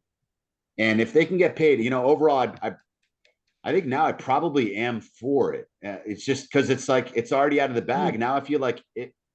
Well, I'm just saying, Lou, now that I'm thinking about it, like all the reasons, I kind of think there's more. It's like there's gonna be good and bad with everything, right? I think there's a lot of good pros to it now too. Now it's like, now that it's already been doing it, no school that can is gonna stop doing it, because now a lot of the athletes are going to be looking first. Hey, I want that school. Plus, they're offering money. They're going to go to that school. So it's like now that it's here, it's not going to leave. Well, I think what it does is it takes all the dark money away. So under the table briefcase. Yep. Recruiting trips. Grandma suddenly has $55,000 in her account next year. At a certain date, at a certain date in the future, one of your relatives' account will look a little differently. No one knows how it happens, and then suddenly they have a little present a year later. They get them on the recruiting visit. Don't worry, we'll be paying you shortly. Just come here first. Yeah, all of a sudden, mom goes from driving a Toyota Corolla to a BMW. That happened a lot. Yeah, you got the Buckeyes at the Columbus, Ohio auto dealerships before NIL, and they're hanging out. They're driving some really fancy cars. I wonder how. Yeah. I can't figure it out. $150,000 Lexus, and they're just turned 18 years old. Where's the money coming from? For me, what it did is what it does. No kid from most backgrounds is driving that kind of car. So it's like, there's something going on there. So what it did is it took all the dirty money away. Because you're right. Now everyone, it's kind of level playing field now. Yeah, you're right. Like if you didn't, to compete with the Georgias and the Alabamas of the world, you had to be doing what they were doing. Michigan basketball, I hate to say it, maybe they were doing I love Michigan. I love C-Web. They had great basketball back in the day. I'm sure they were paying those guys. Oh, I mean, let's be honest, right? Yeah, totally. And so what it does is it levels the playing field for everyone. Now let's say you're playing at Central Michigan or Central Florida or Western Kentucky.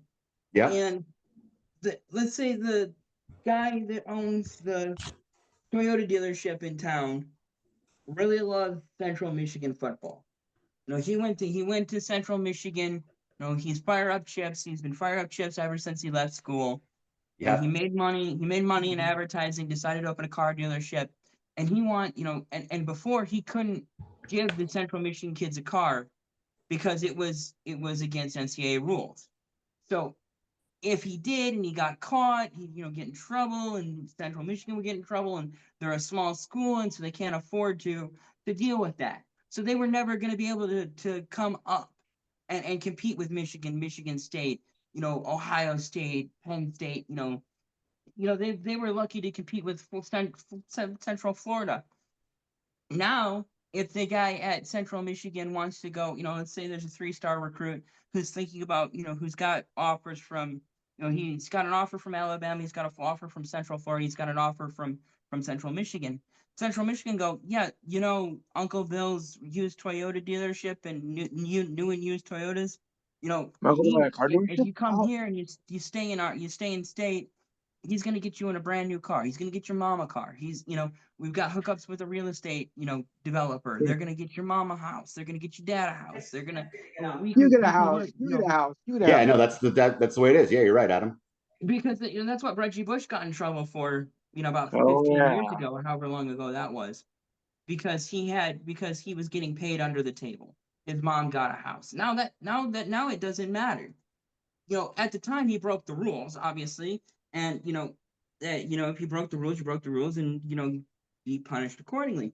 But now, and for me, looking back on it, like, it wasn't like Reggie Bush was going to go to Marshall or Central Michigan or Central Florida. It was down to Ohio State and Oklahoma and USC, if I remember right. Oh, nice! I didn't know that.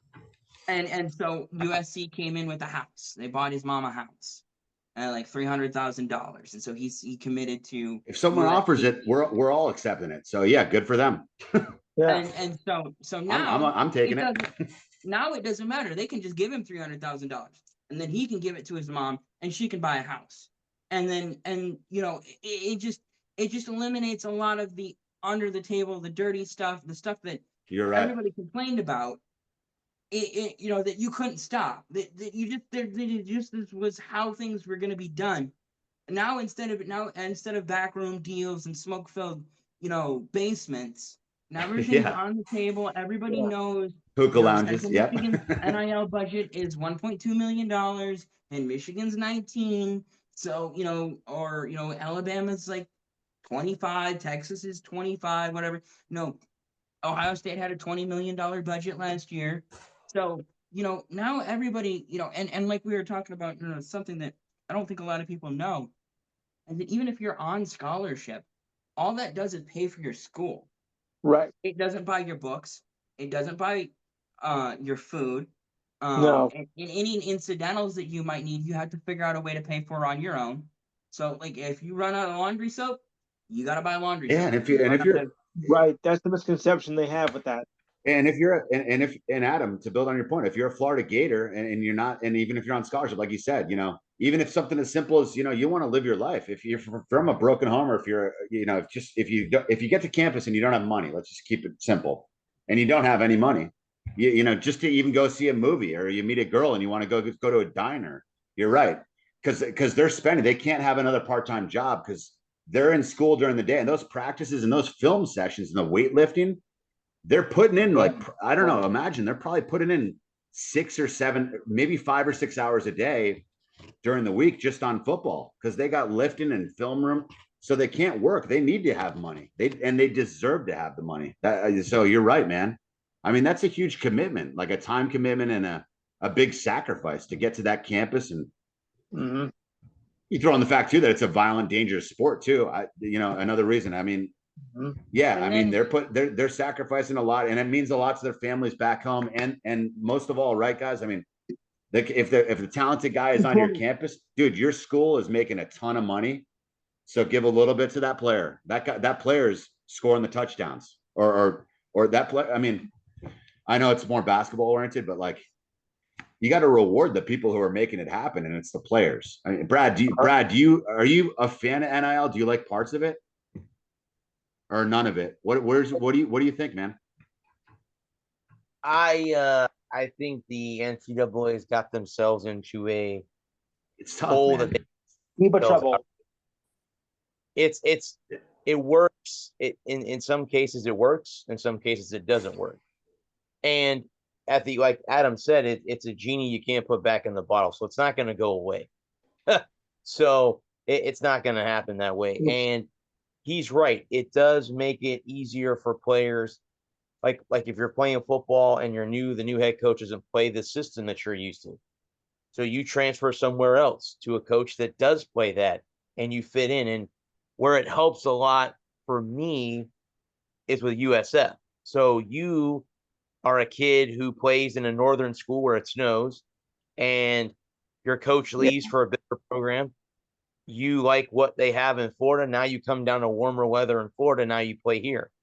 So that's the thing with that. That helps these little schools. It obviously helps the big schools easier because they can go and go, okay, well, this 3-star kid is no longer a 3-star kid. Now he can, now he can go play with us, and stuff like that. But it does help these little schools because I've seen transfers that helped USF last year. Without the portal, that would not have happened, and then the NIL, I mean, why not? Why not make some money while you're in college? It's like the colleges are making so much money, Brad, give the players are making the magic happen. They're the ones responsible for all the success. You reward them. That and you're exactly right. And that's where, as Adam was saying earlier, the NCAA is a juggernaut. And they don't, every other league that makes money or revenue pays their players. NFL, NBA, NHL, MLB, even minor league baseball. You may not get paid a lot of money, but you're getting paid something to play a sport. Money. And you're getting something. Yep. You playing college sports, I don't care what it is, if it's tennis, football, lacrosse, whatever.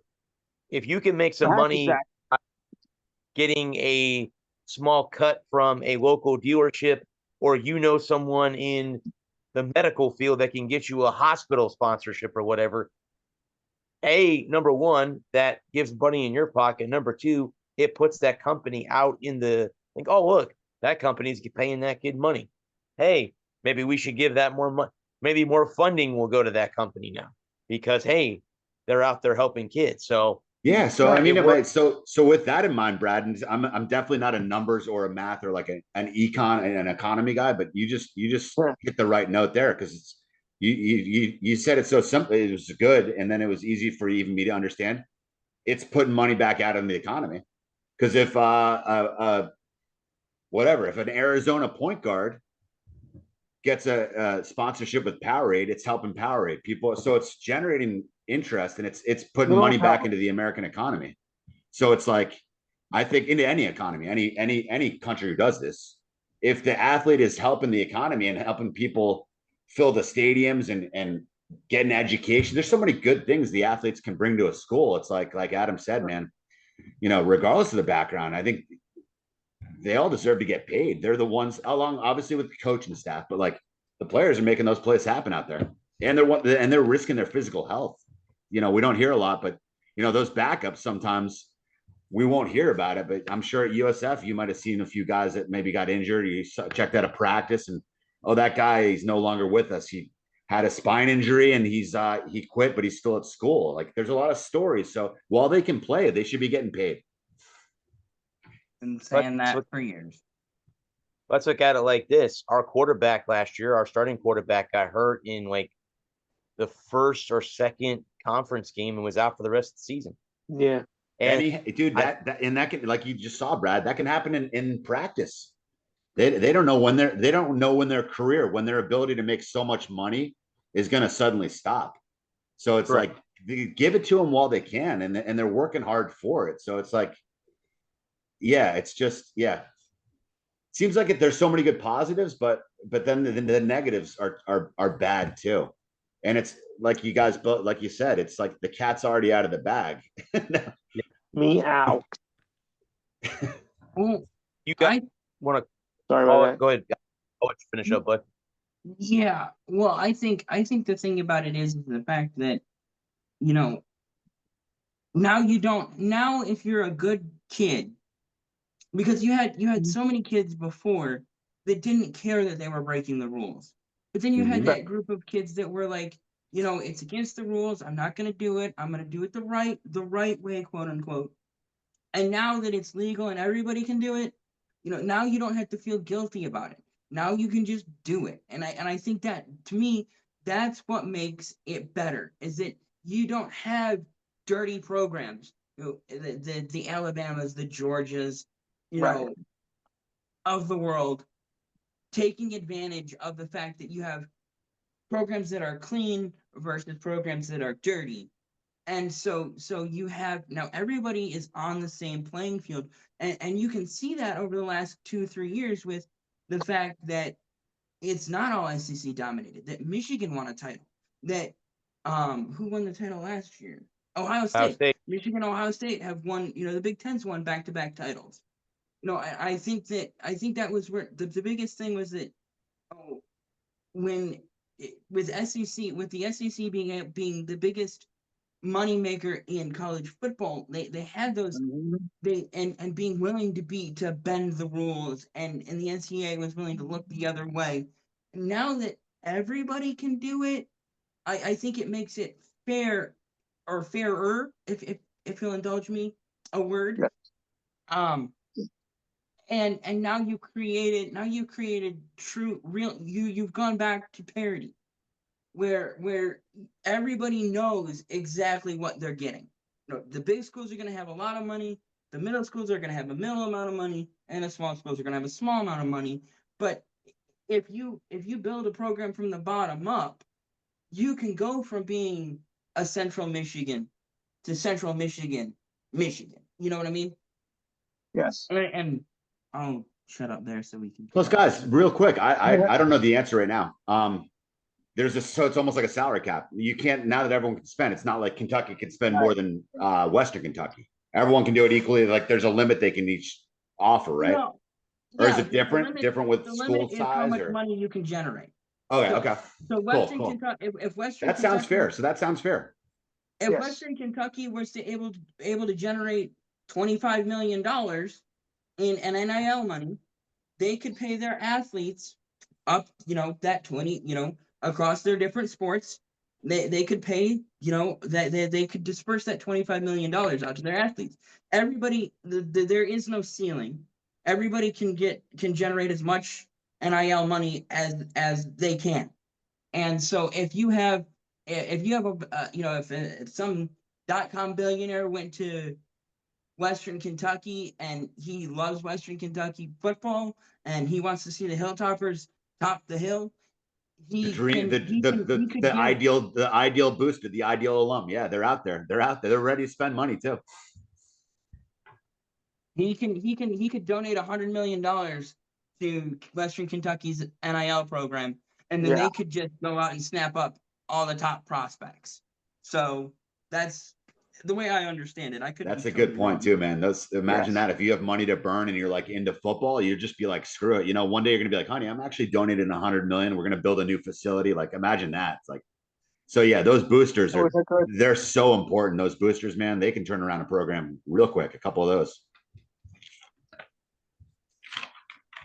Shall we leave it there for this week?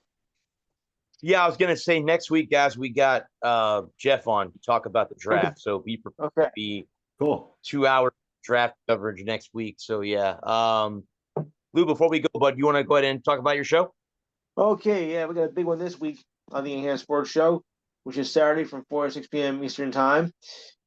We're going to be doing both the men's and women's Final Four. The women's Final Four actually begins tomorrow, so I'll be recapping the first game on that, and we'll preview the first the 2 games in the NCAA men's tournament. Thankfully, both games will start after my show ends. Thank goodness. Phew. We'll also talk the new NFL rules that are taking effect. But the overtime rule is causing quite controversy.